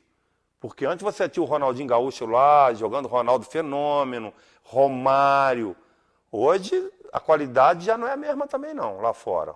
Então isso aí, eu tive esse prazer, né, para amenizar o sofrimento da falta de grana. Então, pelo menos joguei com os caras desses, né? Nelinho, eu queria que você comentasse e explicasse um pouco, se for possível, a habilidade que você desenvolveu para bater na bola, aquele chute que certamente é extraordinário. O que é? Foi um aprendizado seu? Como que você desenvolveu? Bom, isso aí tem explicação sim, viu? Eu, desde pequeno, às vezes que a gente não tinha número suficiente para jogar uma peladinha na rua, tinha 3 ou 4, lá em Olaria, vocês não conhecem lá, mas lá é até onde minha mãe mora. Atrás do campo do Olaria, chamava-se Boiada de Olaria. Eram 10 campos de futebol gramados pela natureza, e sempre tinha um responsável por cada um deles, que mantinha a grama cortada, e tinha campeonatos que eram disputados durante o ano. E aí a gente ia lá durante a semana, não tinha nada. Então a gente ia lá, o que a gente fazia? Pegava um campo daqueles, ia para a baliza, chute a gol. Brincadeira de dupla, bater pênalti. Então a gente ficava brincando disso. E na rua que eu morava também, a gente colocava a baliza lá e ficava brincando no final de semana de dupla. Ficava chutando para gol. E já naquela época, eu pequeno, eu jogava com os adultos, e eles fizeram a baliza mais alta do que o normal. Então eu chegava, como eu não tinha chute forte, em comparação com eles, os adultos, eu batia só no altinho, ela só passava rente de travessão, cara. E os caras não conseguiam saltar e pegar. E eu, pequenininho, os caras queriam jogar comigo. Quer dizer, eu para defender, praticamente era nulo, mas para bater, para chutar, eu fazia todos os gols. Então a dupla que eu jogava normalmente ia para a final. Então eu gostava disso. Quando eu comecei a participar de clube, principalmente no Olaria ainda era, no Olaria, Dente de Leite, tinha um tal de Zé de Riba, que morava lá, que ele estava muito forte. E a bola era a bola número 3, uma pequenininha, que a gente jogava, tudo menino de 11, 12 anos. E na época eu já batia falta também, era ou eu ou ele. E aí eu cheguei no América, comecei a bater falta. Aí é o seguinte, eu ia treinava normalmente. Acabava o treino, ficava chutando de fora da área pro gol. Pá, pá, pá. Ficava lá o dia inteiro, cara. Quando era treino à tarde, escurecia, os caras tinham que me tirar do campo lá à força. E eu tinha esse prazer. Quando eu cheguei no Cruzeiro, falei, porque no Remo praticamente eu não joguei. Então eu não tinha muito hábito. Mas quando eu cheguei no Cruzeiro, que eu comecei a bater falta, comecei a fazer gol, eu pegava depois do treino, o treino terminava em média 10, 10 e meia. Eu pegava um goleiro e às vezes não tinha goleiro, eu botava a camisa no ângulo dos dois lados e começava a meter entre a camisa e a trave, chutando com barreira, sem barreira, bola rolando. Eu pegava um auxiliar de cozinha para ficar pegando as bolas minhas atrás do gol e para rolar a bola para mim. Aí eu pegava a bola do lado direito no córner, eu botava fora da marca do córner, 2 metros para fora ainda, e chutava direto pro gol, de curva, batendo. Aí chutava, depois eu ia entrando com a bola no campo, ia fazendo um semicírculo assim, em frente à área. Eu ia parar lá do outro lado, fora do campo, e batendo com o lado interno do pé. Então eu treinava isso demais. Eu acabava de treinar assim meio-dia e meio, 1h. Aí o roupeiro, o que eles faziam? Nelinho, tá aqui sua toalha, seu tamanco aqui, ó. Botava aqui, todo mundo ia embora. Ficava lá sozinho, cara, treinando. Tinha dias que eu ficava lá, eu almoçava lá, eu mandava fazer comida para mim. Eu almoçava E à tarde eu ficava treinando com um garoto que ficava lá me fazendo companhia, ele pegando bola para mim. Quando tinha o Vitor Braga, que hoje é um marchand aqui, que agarrou no Santos, o Vitor, que ele animava a treinar comigo. O Raul nunca gostou muito desse tipo de treino, mas o Vitor.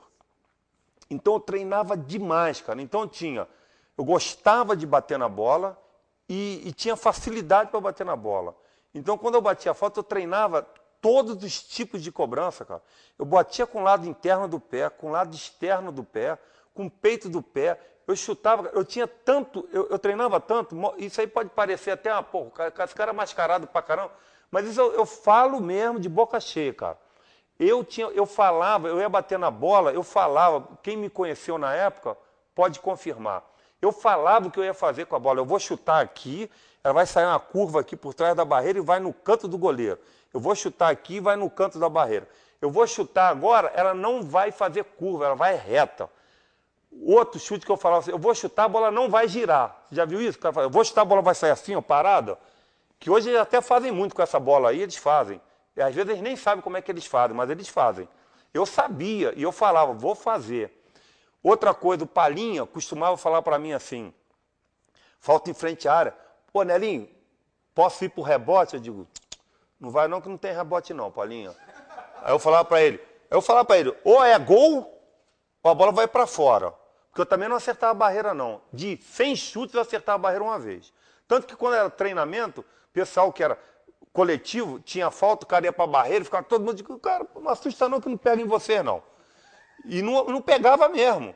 Aí ele falava isso, vai ter rebote não. Aí o outro ele falava, vai ter rebote, eu digo, vai. Corre para cima do goleiro. Eu chutava no goleiro para quicar na frente dele. Eu chutava assim, ó, que a bola quicava na frente do goleiro, aí batia e sobrava. Às vezes até não dava rebote, que o cara pegava firme. Mas eu tinha total domínio do que eu fazia na hora de chutar.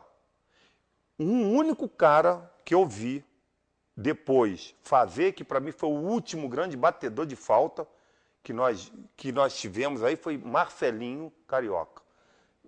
Ele batia também com o lado externo do pé, com o peito do pé, com o lado interno, chutava esse elevador, picava na frente do goleiro. Eu não sei, eu acredito que ele tenha tido, pode não ter tido 100% domínio do que ele ia fazer, mas 80% ele tinha. Você via que ele treinava. Eu vi grandes batedores, os caras que batiam bem na bola, não se tornarem grandes batedores de falta, quer dizer, o cara fazer muitos gols, eu treinava, cara. Esse Roberto Carlos aí, o chute que ele tinha que ser considerado o maior batedor de falta do mundo. Que ele batia, um gol que ele fez, quase do meio de campo, contra a França, que ele bate com um lado assim, que a bola faz uma curva, sai da barreira, vai lá fora e vem e entra na gaveta, aquilo ali tinha que fazer sempre, cara. Só que ele não treinava. Eu acho que ele não treinava, por quê? Porque chegava nos jogos, tinha falta, ele chutava onde o goleiro estava, pô. Ele não tirava do goleiro. Difícil ele tentar tirar do goleiro. Aí hoje quem é o batedor de falta no Brasil? Pô, Marcos Assunção, que bate bem, mas só bate com o lado interno do pé. É o mesmo chute. E o Rogério Ceni também é só o mesmo chute com o lado interno do pé. Ou no canto do goleiro ou por cima da barreira. Não tem variação nenhuma. Então o último foi o Marcelinho. Branco, você gostava? Também é limitado. O chute dele, ele batia forte. Mas eu digo assim, ele era limitado em variedades, sabe? Em variações. No chute, ele se limitava muito. Era coisa muito previsível. Muito previsível. O último, ó, o Neto também batia muito. O Neto hoje, comentarista da Bandeirante, batia muito bem na bola. Ele também batia com o lado de fora e com o lado de dentro e tinha um chute forte. Então teve o Neto, depois, por último, foi o Marcelinho Carioca. Não teve mais, não. Em termos internacionais, algum jogador fora do Brasil, selecionados, que você... Eu acompanho muito o Barcelona, né? Mas eu não vejo assim um batedor que se destaque pelo número de gols que tenha feito. Você vê um cara acertar uma hora ou outra, ele acerta, bate uma falta maravilhosa. Você fala, pô, esse cara bate bem falta. Quero saber quantos gols ele fez, ó. Entendeu? De falta. Esse é o problema, pô. Agora que tem bons batedores, tem, mas com poucas opções. Eu acho que, para mim, o batedor é aquele que realmente... O goleiro não sabe do jeito que vem a bola. Ó. Não sabe. Uma vez, esse chute que eu treinava, eu tinha o Flamarion, e via eu treinando, né? E aí o Flamarion, um dia, ele tinha jogado no Guarani, veio jogar no Cruzeiro. E aí um dia no interior, aí teve uma falta do lado esquerdo, assim, na intermediária, aí o goleiro botou a barreira, ele falou assim para mim, chegou perto de mim e falou assim, Aurelinho, bate daquele jeito. Eu disse, que jeito? Aquele passando por fora da barreira, mas que vai lá no canto do goleiro. Eu falei, Flamarion, porra, aqui não merece essa falta não, não tem ninguém vendo esse troço aí não, ninguém tá televisionando isso, pô. Aí ele falou assim, não, bate aí. Eu corri, cara, dei uma pancada, a bola passou por fora da barreira. Quando passou por fora da barreira, porra, o goleiro tá no canto dele, o que ele corre? Corre para trás da barreira. A bola passou lá, é no canto da barreira, ele veio. E a bola não parou de fazer curva não, continuou. Quando ele assustou, quis voltar, não deu, entrou lá na gaveta. Quer dizer, a bola não passou por cima da barreira e foi no canto dele, passou por fora e fez toda essa curva. Eu tenho um gol desse, na minha despedida que eu fiz, contra um goleiro que tinha sido contratado ao final do Campeonato Mineiro, ele foi contratado, ele jogava no Vila Nova, foi contratado, Roberto Carlos, ele foi contratado para jogar no Cruzeiro. O cara tinha 1,90 m. Nesse meu jogo de despedida, eu fiz 2 gols de falta, estão gravados. O segundo dele era nessa situação que eu me referi agora, exatamente. E tem um cara que filma o gol, que eu tenho essa filmagem, por trás do gol. Aí você vê a bola passando por fora da barreira, 1 metro da barreira por fora, mas tá lá fora, pô. Parece que ela vai para a linha de fundo, lá na bandeirinha de córner. Aí ela vem fazendo a curva e entra no canto da barreira, esse. Não foi no canto dele. E ele só olha assim e levou o gol. E no dia seguinte, os comentários, né, que ele tinha frangado. Nas duas, que ele foi o peru, que não sei o quê, os caras, pô, ignoraram, né, a minha falta lá, pô, parece que era falta comum. Não, mas a falta era difícil pro goleiro. E eu acho que ele não chegou a jogar no Cruzeiro. Os caras não chegaram nem a colocar, emprestaram ele, eu sei que nunca mais eu ouvi falar no nome dele. Então são lances assim, cara, que eu fazia, e eu fiz uma dessa também contra o Flamengo no Maracanã. Começou o jogo, saiu uma falta também de longe do lado esquerdo. Puseram a barreira, eu bati desse mesmo jeito no canto do goleiro. A bola passou, essa eu acho que ela passou por cima da barreira. Fez a curva e caiu. O goleiro era o Cantarelli. E o Cantarelli correu para trás da barreira. Quando ele viu que a curva estava mais do que ele imaginava, ele quis voltar, escorregou e a bola picou ainda na frente dele, não entrou no alto não. Picou assim e entrou no ângulo. O Zico, ele tinha ficado do meu lado, ele que ficou lá na bola orientando a barreira. Quando eu fiz o gol, ele soltou um palavrão. Não é possível, nós falamos com esse cara a preleção toda, meia hora falando do teu chute, meia hora o cara vai e toma o gol. Ele foi na primeira curva. O Zico falando para mim, eu achei engraçado. Depois nós perdemos o jogo, ganhamos 2-1, perdemos de 2-1, mas foi interessante o comentário dele, que eles falaram, mas na hora o goleiro realmente tinha dificuldade. Então, quando você enfrenta um jogador que bate de qualquer jeito, eu fico imaginando o que o goleiro pensa, cara. Como é que esse cara vai bater? Pô, vai dar em cima de mim, com curva, sem curva, onde que eu vou? Agora tem uns caras que, ele já sabe, né? Do jeito que vem. A única coisa, às vezes, por exemplo, o Marcos da Assunção, ele pode, uma vez ou outra, trocar de canto, né? Em vez de bater por cima da barreira, bate no canto da barreira. Mas é aquela mesma curva. Não tem outra coisa. Não tem jeito. Então, acho que isso aí é o que difere, né, o grande batedor de falta. Esse arsenal, né, de maneiras de bater na bola que o cara tem e o índice de acerto, né? Porque, presta atenção, tem uns caras que batem bem, mas, porra, ele bate 10 faltas, acerta 2 no gol. Eu, modéstia à parte, de 10 faltas, acertava 9,5 dentro do gol, pô. Então o goleiro sabia o seguinte, eu vou ter que pegar essa bola, que a bola vem aqui. Uma vez ou outra eu errava. Bater na barreira eu não batia, pô, era difícil bater. Então o cara ficava mais nervoso dentro do gol. Então isso aí é vantagem pro batedor, né? Desafio de chutar a bola para fora do Mineirão. Aí foi a coisa mais fácil que teve. Foi mole, sabe por quê? Porque ninguém tinha tentado não. Quem tentasse lá, goleiro principalmente, que eu fui com a bola na mão, que eu peguei e chutei, né? Se goleiro chegasse lá, esses caras que batiam bem e chutavam fora, todos eles chutavam para fora. Porque aquilo foi uma brincadeira. E aquela brincadeira virou notícia, porque foi pro Fantástico, foi a Globo que filmou. E aí foi pro mundo inteiro aquilo, entendeu? Então foi uma brincadeira, mas a dificuldade não era tanta não. Hoje talvez seja maior, eu tenho certeza que é muito maior, porque o campo foi rebaixado 3 metros, né? Então ficou pior. Mas a dificuldade maior era você acertar a força com a direção, porque a arquibancada, o início da cobertura da arquibancada ficava afastada do campo. Então várias vezes eu chutei, a bola passou em altura, uns 20 metros, e não caía lá fora. E outras eu acertava a direção, mas ela passava por baixo, porque eu não tinha força de altura. Essa foi a dificuldade. O primeiro chute eu chutei e bateu no refletor. Faltou 20 centímetros para ela passar.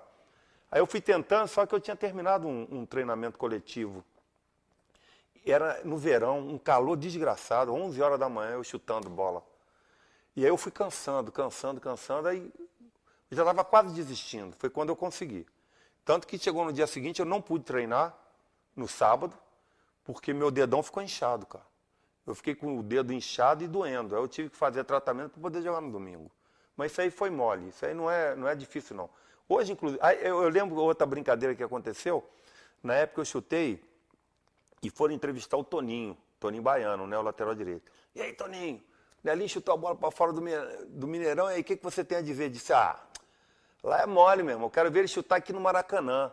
Aí vieram me entrevistar, né, e falaram, e aí, o que você acha disso? Eu digo, Toninho, problema seu, cara, eu jogo no Mineirão, eu tenho que chutar aqui, você que joga no Maracanã, você que chute aí no Maracanã, ó. Eu não vou aí chutar não, eu não sou daí. Pronto. Aí ficou na brincadeira, né? Não tinha que mais. Nessa brincadeira você tem bola de prata. 4 vezes. 4 vezes bola de prata. Espécie de Oscar. É. E engraçado, agora é bom, eu posso falar que o pessoal da Placar me desculpe, viu, se eu tô falando uma mentira aqui. Mas pelo menos a gente imaginava, quem jogava em time grande, a gente imaginava isso. Até eles devem ter dados desmentindo o que eu vou falar. Mas o que a gente imaginava era o seguinte, quando começava o Campeonato Brasileiro, e começava, melhor nota, né? Só por lateral direito, lateral esquerdo, back, tudo do Nordeste, cara. Por quê? Porque lá os caras jogavam, a imprensa de lá que dava nota. Aí os caras, 10, 10, 10, 10. Aí os caras, aí vinha liderando, a seleção era nordestina, cara. Com um ou outro, né? O Zico sempre tava, né? Um Reinaldo, o Rivelino, mas tinha sempre uns 4 ou 5 do Nordeste. Lateral direito, então, e lateral esquerda era uma festa. Aí eu lembro que o Louro, acho que era Louro, ou Loivo, não, Louro mesmo, que era o lateral direito do Fortaleza, que ele tinha a casa dele, eram as cores do Fortaleza, e tinha um escudo grande do Fortaleza na casa dele. E esse cara sempre liderava. Quando chegava no final, ele sumia. Aí ganhava um outro lateral lá do Rio. Eu entendo, porque tinha os times iam perdendo, iam ficando na rabeira, e já, né, não tinha aquele apelo mais do torcedor, da imprensa do local. Mas nós falávamos que eles faziam isso propositadamente, a revista Placar, para poder arrebentar de vender revista lá no Nordeste. Entendeu? Porque aqui no centro já era garantida a venda, que não precisava de botar um jogador. Mas quando você botava um jogador lateral direito lá do Fortaleza, chegava no Ceará e eles arrebentavam de vender a revista. Todas as semanas queriam ver se o cara continuava na ponta, né? Então a gente comentava isso. Mas não sei se realmente procede, né, essa informação. Mas era um comentário entre os jogadores, eram esses aí. A gente já falou do momento de parar, você falou que foi candidato, e a possibilidade de ser treinador? Depois que eu parei com a política, eu ainda era secretário adjunto ainda, houve o convite para ir para o Atlético. Eu fui. Quando cheguei no Atlético, aí vai dizer, esse cara, sempre os outros é que estão errados, né? Ele que está errado não, né? Mas é um outro detalhe, eu nunca vi, acho que foi o pior time que o Atlético formou. Não tinha jogadores, cara. O melhor jogador que tinha, tinha o Moacir, que depois foi para o Corinthians e foi para o Atlético de Madrid, Moacir, meio de campo. Tinha um Ailton, era o Ailton e acabou. Eu comecei a dirigir time e venderam o Moacir. Ficou o Ailton. Aí os caras que se contrataram, tudo cara desconhecido, uns meninos. Tanto não tinha time, eu tive que pegar o menino Reinaldo, um escurinho, tinha 16 anos, do juvenil do Atlético, era o melhor jogador. O Ronaldinho, o fenômeno, era a reserva dele na seleção, para vocês terem ideia. Só que o Ronaldinho jogava mais do que ele, eu acho. Só que ele estava numa fase tão boa, o menino, fazendo gols, que eu peguei ele e botei para jogar. E ele até num clássico, ele fez o único gol que nós fizemos, nós perdemos o jogo. Nós fomos com esse time até a final, o último jogo contra o América. Se nós ganhássemos, a gente ia para a final com o Cruzeiro. 43 minutos, o cara bate uma falta, fizeram a jogada ensaiada, erraram lá na hora da jogada, mas o cara chutou de qualquer maneira, a bola foi no meio do gol. O goleiro abaixou para pegar e a bola entrou. Perdemos de 1-0, nós ficamos em terceiro lugar. Aí saiu dali o presidente, eu fiquei 6 meses lá. Aí terminou comigo, contratou o treinador. Aí eu fiquei, eu digo, eu não tô aí. Aí vem o Cruzeiro, depois me contrata, em 94, Ronaldinho Fenômeno, Luizinho, Douglas, era um timaço, time do Cruzeiro. E aí Dida, era o goleiro, Paulo Roberto, lateral direito, aquele que era do Grêmio, era um timaço. Aí eu sei que eu comecei a dirigir o time. 7 jogos, não tive nenhuma derrota e eu fui mandado embora. Como que eu fui mandado embora? Um jogo, Campeonato Mineiro, jogando Cruzeiro e Valério de Itabira, termina o primeiro tempo 2-0. Nesse dia, foi o dia que iniciou a permissão do treinador ficar ao lado do campo. Começou nesse dia. E eu não tinha esse hábito ainda e fiquei lá no banco assistindo o jogo. E a torcida, metendo pau. E esse jornalista que eu falei, que eu me referi lá atrás, que é o Oswaldo Faria, ele começou a meter o pau no meu trabalho e falou que tinha que contratar o Procópio, que é o treinador, que ele gostava do Procópio. E começou. Nisso, o torcedor, o cara vai para o campo ouvindo a Itatiaia, começou a gritar, fora Nelinho, burro, burro, fora e fora, fora, fora. Eu entro pro vestiário, meio tempo, conversei com a rapaziada, aí peguei o Careca, que era o jogador que estava voltando de contusão. Falei, Careca, entra lá. Careca entrou, deu uma outra movimentação, conclusão, metemos 4-2, ganhamos o jogo. Só que depois eu fiquei sabendo que quando eu entrei pro vestiário, a torcida foi para trás do túnel e começou a gritar burro e fora Nelinho. E aí o presidente da época, o César Massi, foi para a torcida e falou, calma, calma, calma, que ele já está mandado embora. Eu já vou trocar ele. E eu não estou sabendo de nada. Aí o jogo veio, nós viramos o jogo, ele me chama na segunda-feira e me manda embora. E o troço foi tão assintoso, essa pressão do Oswaldo Faria para botar o Procópio, que a própria imprensa, toda ela, ficou revoltada pelo presidente ter feito isso, na pressão. E não entendi por que eu estava saindo, pô. Eu não tinha perdido. E o time não precisava nem treinador, aquele time não, para disputar Campeonato Mineiro, pô. Conclusão, o resto da imprensa pressionou o presidente, ele já tinha chamado o Procópio para assinar contrato, voltou atrás, não contratou o Procópio, porque ele ia ser muito pressionado, e contratou o Enio Andrade.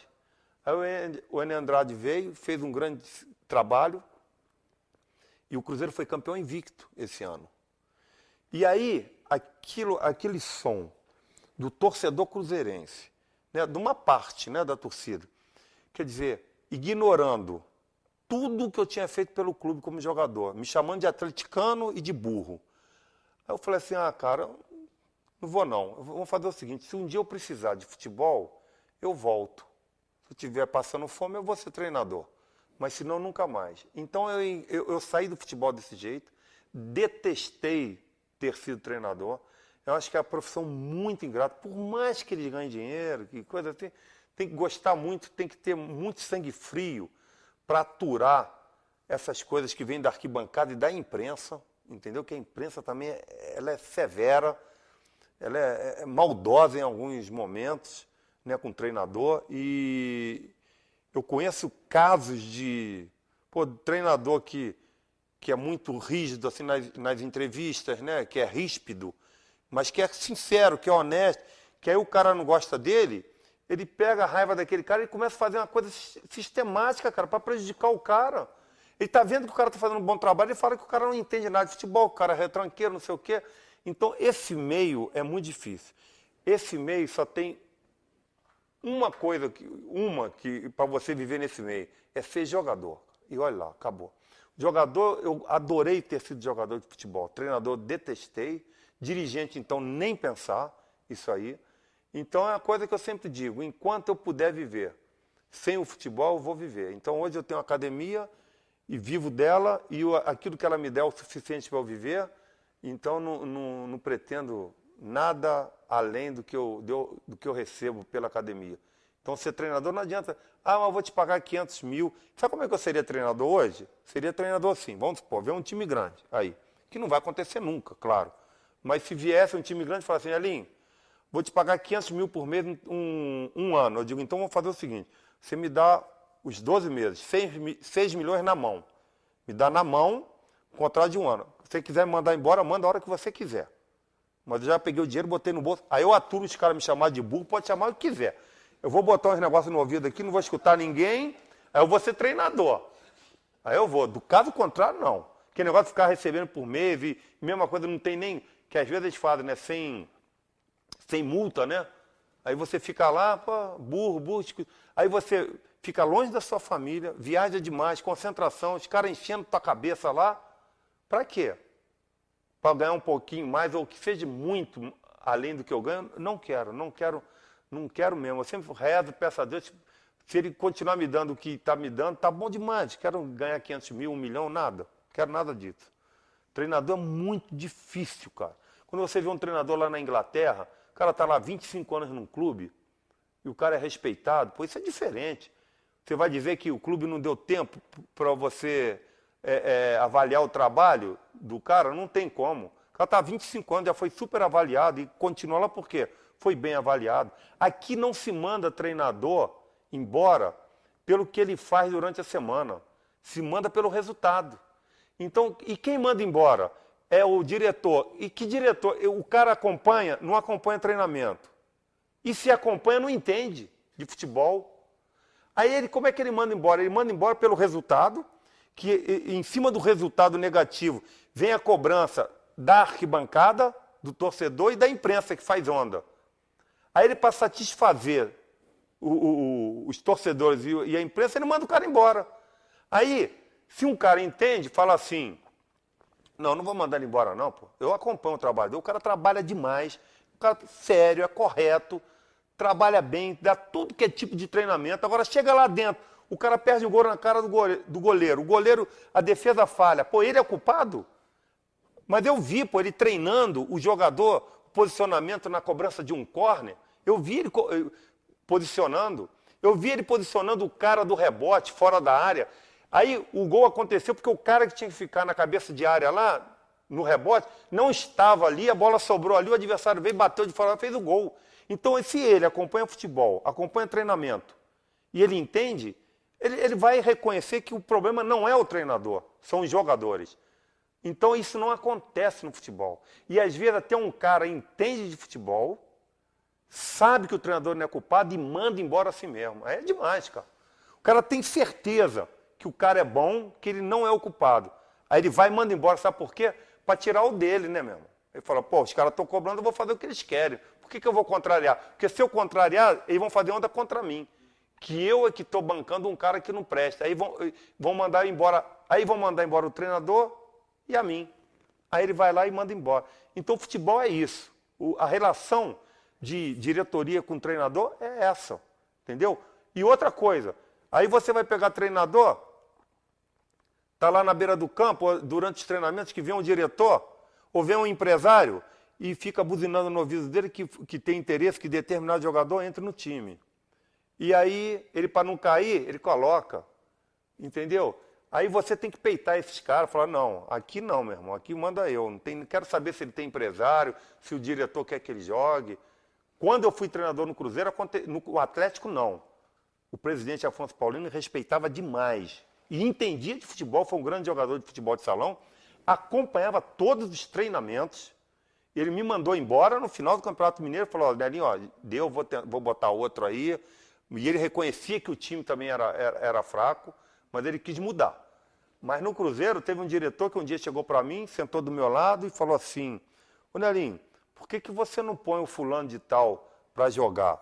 Aí eu falei para ele, se eu quiser botar, meu amigo, o problema é seu, o senhor pode botar, o senhor me manda embora, assume e coloca o cara para jogar, ó. Eu não acho que ele deve jogar agora, não. Não, porque eu tenho acompanhado, tenho visto. O cara não entendia nada de futebol, pô. E ele tinha, de repente, ele tinha algum interesse, eu não sei, mas ele queria que eu escalasse o cara. Eu falei, não. Aí esse mesmo cara, uma vez, eu não vou te dizer o nome do jogador, mas ele contratou um jogador. Foi profissional. Aí eu cheguei, eu tô lá falando, eu tô vendo os treinamentos desse jogador, tô vendo, eu falei assim, pô, ô fulano, falei pro diretor, pô, esse cara não joga nada, pô. Esse cara não tem condição de jogar no Cruzeiro, não. Como é que contrataram ele? Vocês viram ele jogar? Aí ele confessou, falou assim, realmente, né, eu não vi ele jogar. Foi, o cara me indicou, eu contratei. Cara, contrataram sem treino, sem nada, só porque o empresário falou. O cara não jogava nada. Rapidinho ele saiu do Cruzeiro, foi embora. Quer dizer, essas coisas acontecem dentro do clube, no dia a dia, e é difícil você conviver com isso.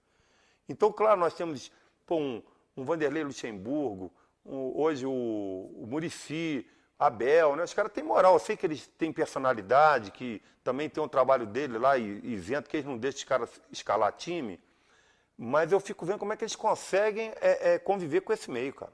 É porque é muito dinheiro que estão ganhando, eu acho que isso aí realmente, pô, vale a pena eu ficar no meio desses caras aí, escutando um monte de besteira, mas eu estou ganhando o meu, minha família está sobrevivendo através disso. Se eu sair daqui, eu vou fazer o quê?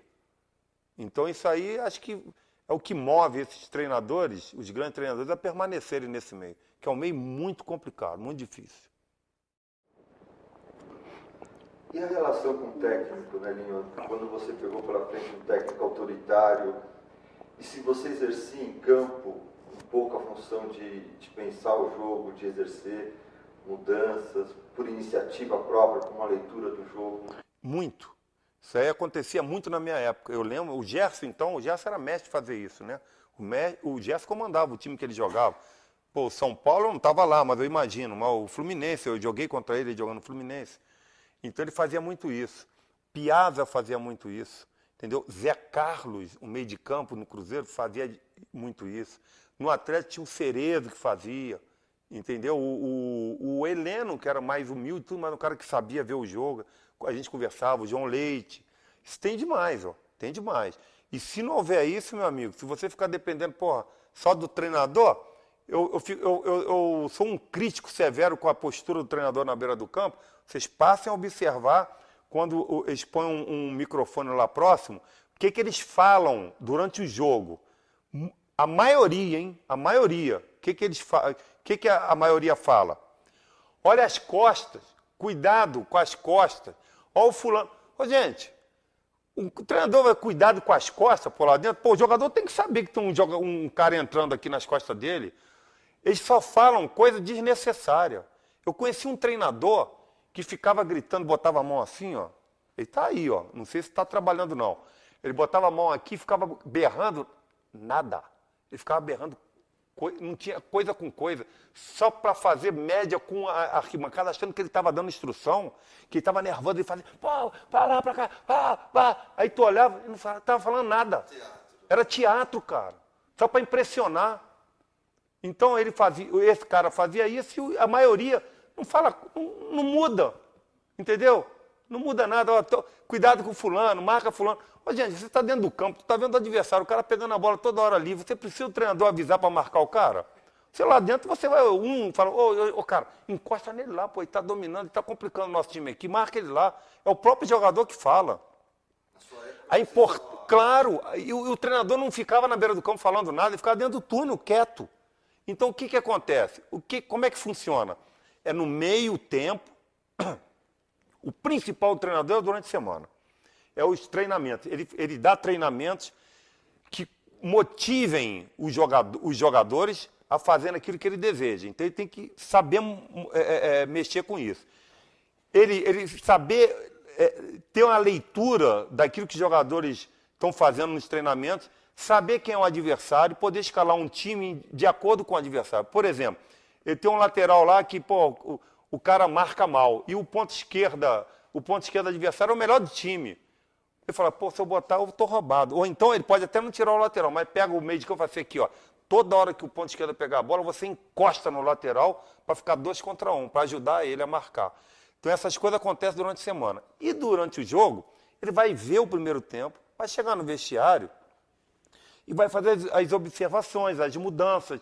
Ó, faz isso, faz aquilo. Aí pode surtir efeito. E outra coisa, observar quem está mal. O cara enxergar, está mal e colocar um outro. Agora, se o outro vai jogar bem, não é problema dele. Mas ele fez o papel de tirar um cara que estava jogando mal. Mas aí não, tem um treinador que chega lá, aí o cara está jogando bem, ele tira o cara. E o outro que está ruim fica. Aí, pô, ou então ele tira o cara que está jogando mal, aí põe um outro que não tem nada a ver. Por exemplo, ele tira um cara que está jogando mal, o cara que está jogando mal deveria criar mais. Só que ele botou um cara no lugar desse que não sabe criar, pô. Então vai continuar do mesmo jeito. Então o treinador é importante nessas ocasiões. Agora, do lado do campo, pô, isso é baboseira, rapaz. Isso aí os caras fazem teatro ali, ó. Não muda nada, nada. E quando eu converso com treinadores sérios, eles falam mesmo, né, Linho? Porra, todo mundo fica. Eu vou ter que ficar também, né, ó. Senão eu vou ser recriminado. Então os caras falam, porque todo mundo fica. Aí todo mundo vai para lá. Fico lá reclamando de bandeirinha, reclamando com o árbitro. É o que eles fazem lá, berrando, xingando o jogador dele. Pega. Que pega, rapaz. Deixa o cara jogar lá. Então isso aí é demais, acontece demais no futebol, viu? Então, tá aí, é o dia a dia, né? Do futebol é esse aí, ó. Os caras se acostumam com isso e ficam. Elinho, estamos chegando ao final do depoimento. Eu queria que você falasse um pouco da sua relação atual com o futebol, como é que você inicia, se você acompanha, se você ainda joga, brinca, e como você está vendo a seleção para a Copa de 2014.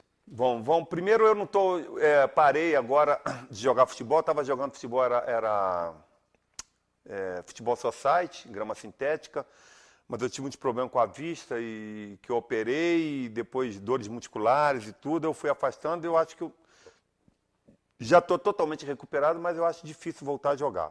Meu esporte predileto hoje é futevôlei, que eu jogo nas casas dos amigos, tem quadra de areia, e tem ex-jogadores também, aquele Júnior, lateral esquerdo, jogou no Palmeiras, jogou na seleção, mora aqui, ele joga. O Denis, que jogou no Palmeiras, jogou aqui no América, também joga. Carlinho, um monte de ex-jogador que joga, sabe? Então é um grupo bom, é um esporte que eu mais pratico hoje. A outra pergunta do... Como é que você está vendo as perspectivas da Copa de 2014? Essa foi a última, teve uma antes dela, mas vamos nessa aí. Bom, como você vivencia o futebol, tá. acompanha? Eu acompanho, assim, eu escolho os jogos para assistir, e dentro das minhas escolhas, impreterivelmente está o Barcelona. Sempre que posso, que eu tenho oportunidade, eu assisto o Barcelona pelo time, pelo conjunto do time, pelo Messi, que é craque mesmo, é um cara que... Eu nunca vi um cara baixinho daquele jeito, conduzir a bola colada nos pés, leva a pancada, não se joga, não cai. Ele dá preferência pro gol, cara. Ele quer fazer gol, ele não quer cavar falta, não quer cavar pênalti, não quer nada. E é muito habilidoso, humilde. Você vê que ele é humilde, cara simples. Porra, eu sou fã dele. Jogos da Copa lá, da Copa Europa lá, aquelas coisas todas lá, quando eu posso, eu assisto das grandes equipes. Futebol brasileiro, eu estou com preguiça de ver futebol brasileiro. Né? Eu torço para os times de Minas Gerais, e o Atlético está numa campanha muito boa. Quando eu vejo o Atlético, eu vejo para ver o Ronaldinho pegando a bola, dar um lançamento, aqueles passos dele, um drible. O Bernard agora que está motivado, depois que o Ronaldinho chegou, ele motivou e subiu de produção. Mas, em geral, não gosto de ver por quê. Eu fico cansado, cara, essa é a palavra correta. E a pessoa pode achar, esse cara está inventando, tá de sacanagem. Não é não, cara. Chega a hora que eu respiro fundo, parece que eu estou correndo.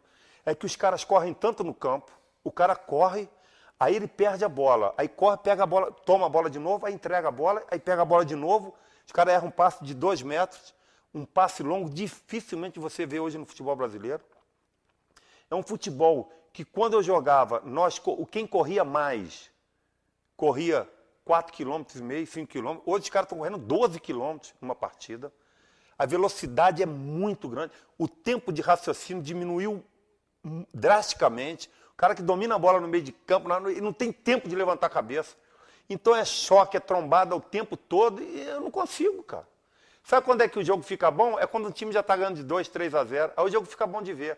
Que é o time adversário já está batido, aí afrouxa a marcação, aí tem um time que tem algum cara melhorzinho, começa a tocar, faz uma tabelinha, aí vem o Neymar, dribla todo mundo, aí fica bonito de ver um Ganso, dar um chapéuzinho, aí eu gosto de ver.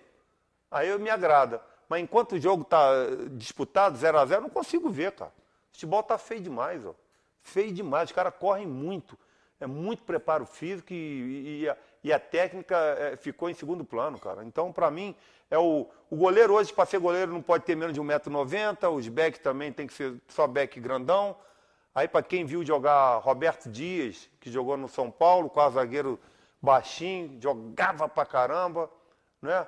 Aquele outro paraguai que jogou no Palmeiras, que foi destaque na Copa do Mundo, eu esqueço o nome dele agora, quase Gamarra, também que jogava pra caramba e era baixo, relativamente baixo. Então, o futebol, os caras estão olhando muito primeiro pro físico, né? E depois, em segundo plano, está a técnica do cara, se ele joga ou não joga. Então, eu estou realmente muito distante do futebol. Quer dizer, eu não estou totalmente distante, porque eu ainda vejo dentro do futebol algumas equipes, alguns campeonatos que dá para ver, alguns jogos de alguns campeonatos, porque tem campeonato mesmo espanhol, tem jogo que não tem condição de você assistir. Mas se você vê o Real Madrid jogando, se você vê o Barcelona, você consegue assistir. Entendeu? Então, você vê campeonato francês também, tem que escolher os times, campeonato alemão.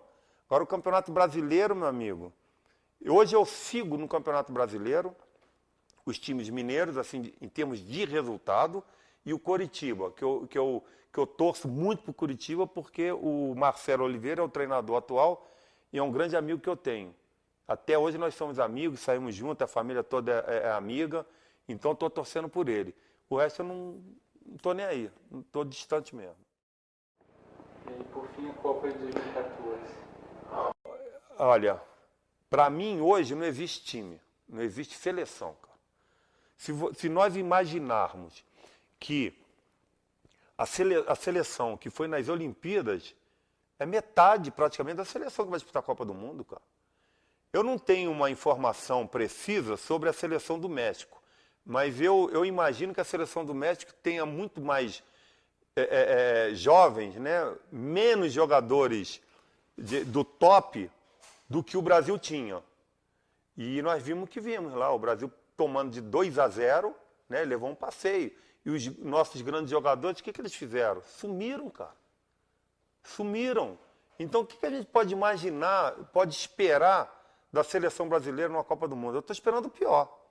A não ser que nesse curto espaço de tempo haja uma mudança muito grande, muito significativa, para a gente passar a acreditar na seleção dentro do campeonato. Então, sabe o que a comparação que eu faria hoje com a seleção brasileira? Exatamente o que aconteceu com a seleção feminina de vôlei. Quando começou a competição das Olimpíadas, inacreditável, cara. As meninas erravam saque, que não forçado, só de passar a bola estavam errando. Então, eu que sou fã do vôlei brasileiro, eu fiquei desanimado. Eu falei, nossa senhora, vai ser desclassificado na primeira. Aí o troço girou, aí ganharam um jogo, tinha a oportunidade de fechar para ganhar o da Rússia, não sei o quê, subiram, chegaram na final arrebentando, cara, jogando demais, foram campeões. Então o Brasil tá exatamente hoje, se encontra igual a seleção de vôlei feminina se encontrava no início da competição. Mal. Agora pode ser que até lá haja uma reviravolta, que a seleção pegue confiança, que desenvolva um trabalho assim em termos de conjunto, né?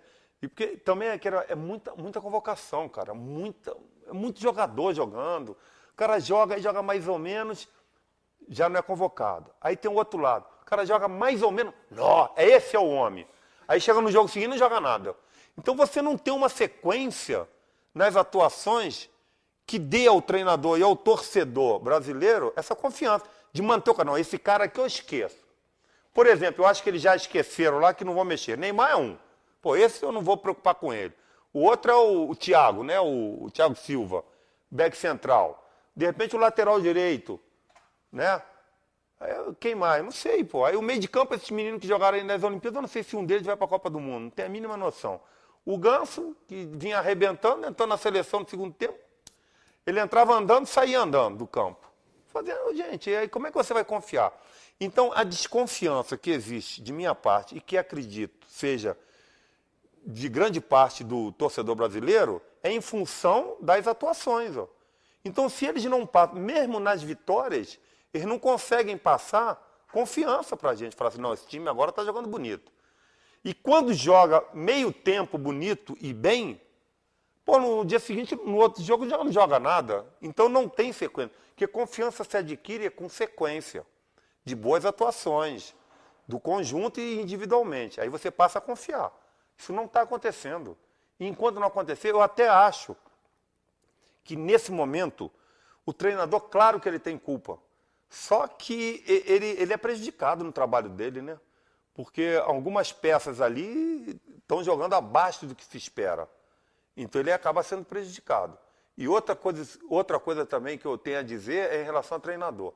O treinador no futebol brasileiro, eu não falo do resto do mundo, ele é muito valorizado, não só financeiramente, como nos resultados.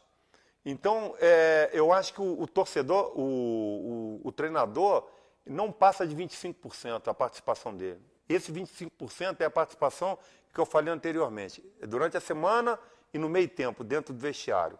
Só que os caras, eu nunca vi, a coisa que mais me revolta, e agora até parou um pouco, na minha época eu vi muito mais disso, acabou o jogo, qual foi o melhor em campo? Treinador. O cara dá melhor em campo, o treinador, pô. O que o treinador jogou? Não, porque ele armou um time. Que armou nada mesmo. Ele fez o feijão com arroz, o cara que chegou lá e meteu o gol, o goleiro que defendeu tudo. Não foi ele, não. Ó.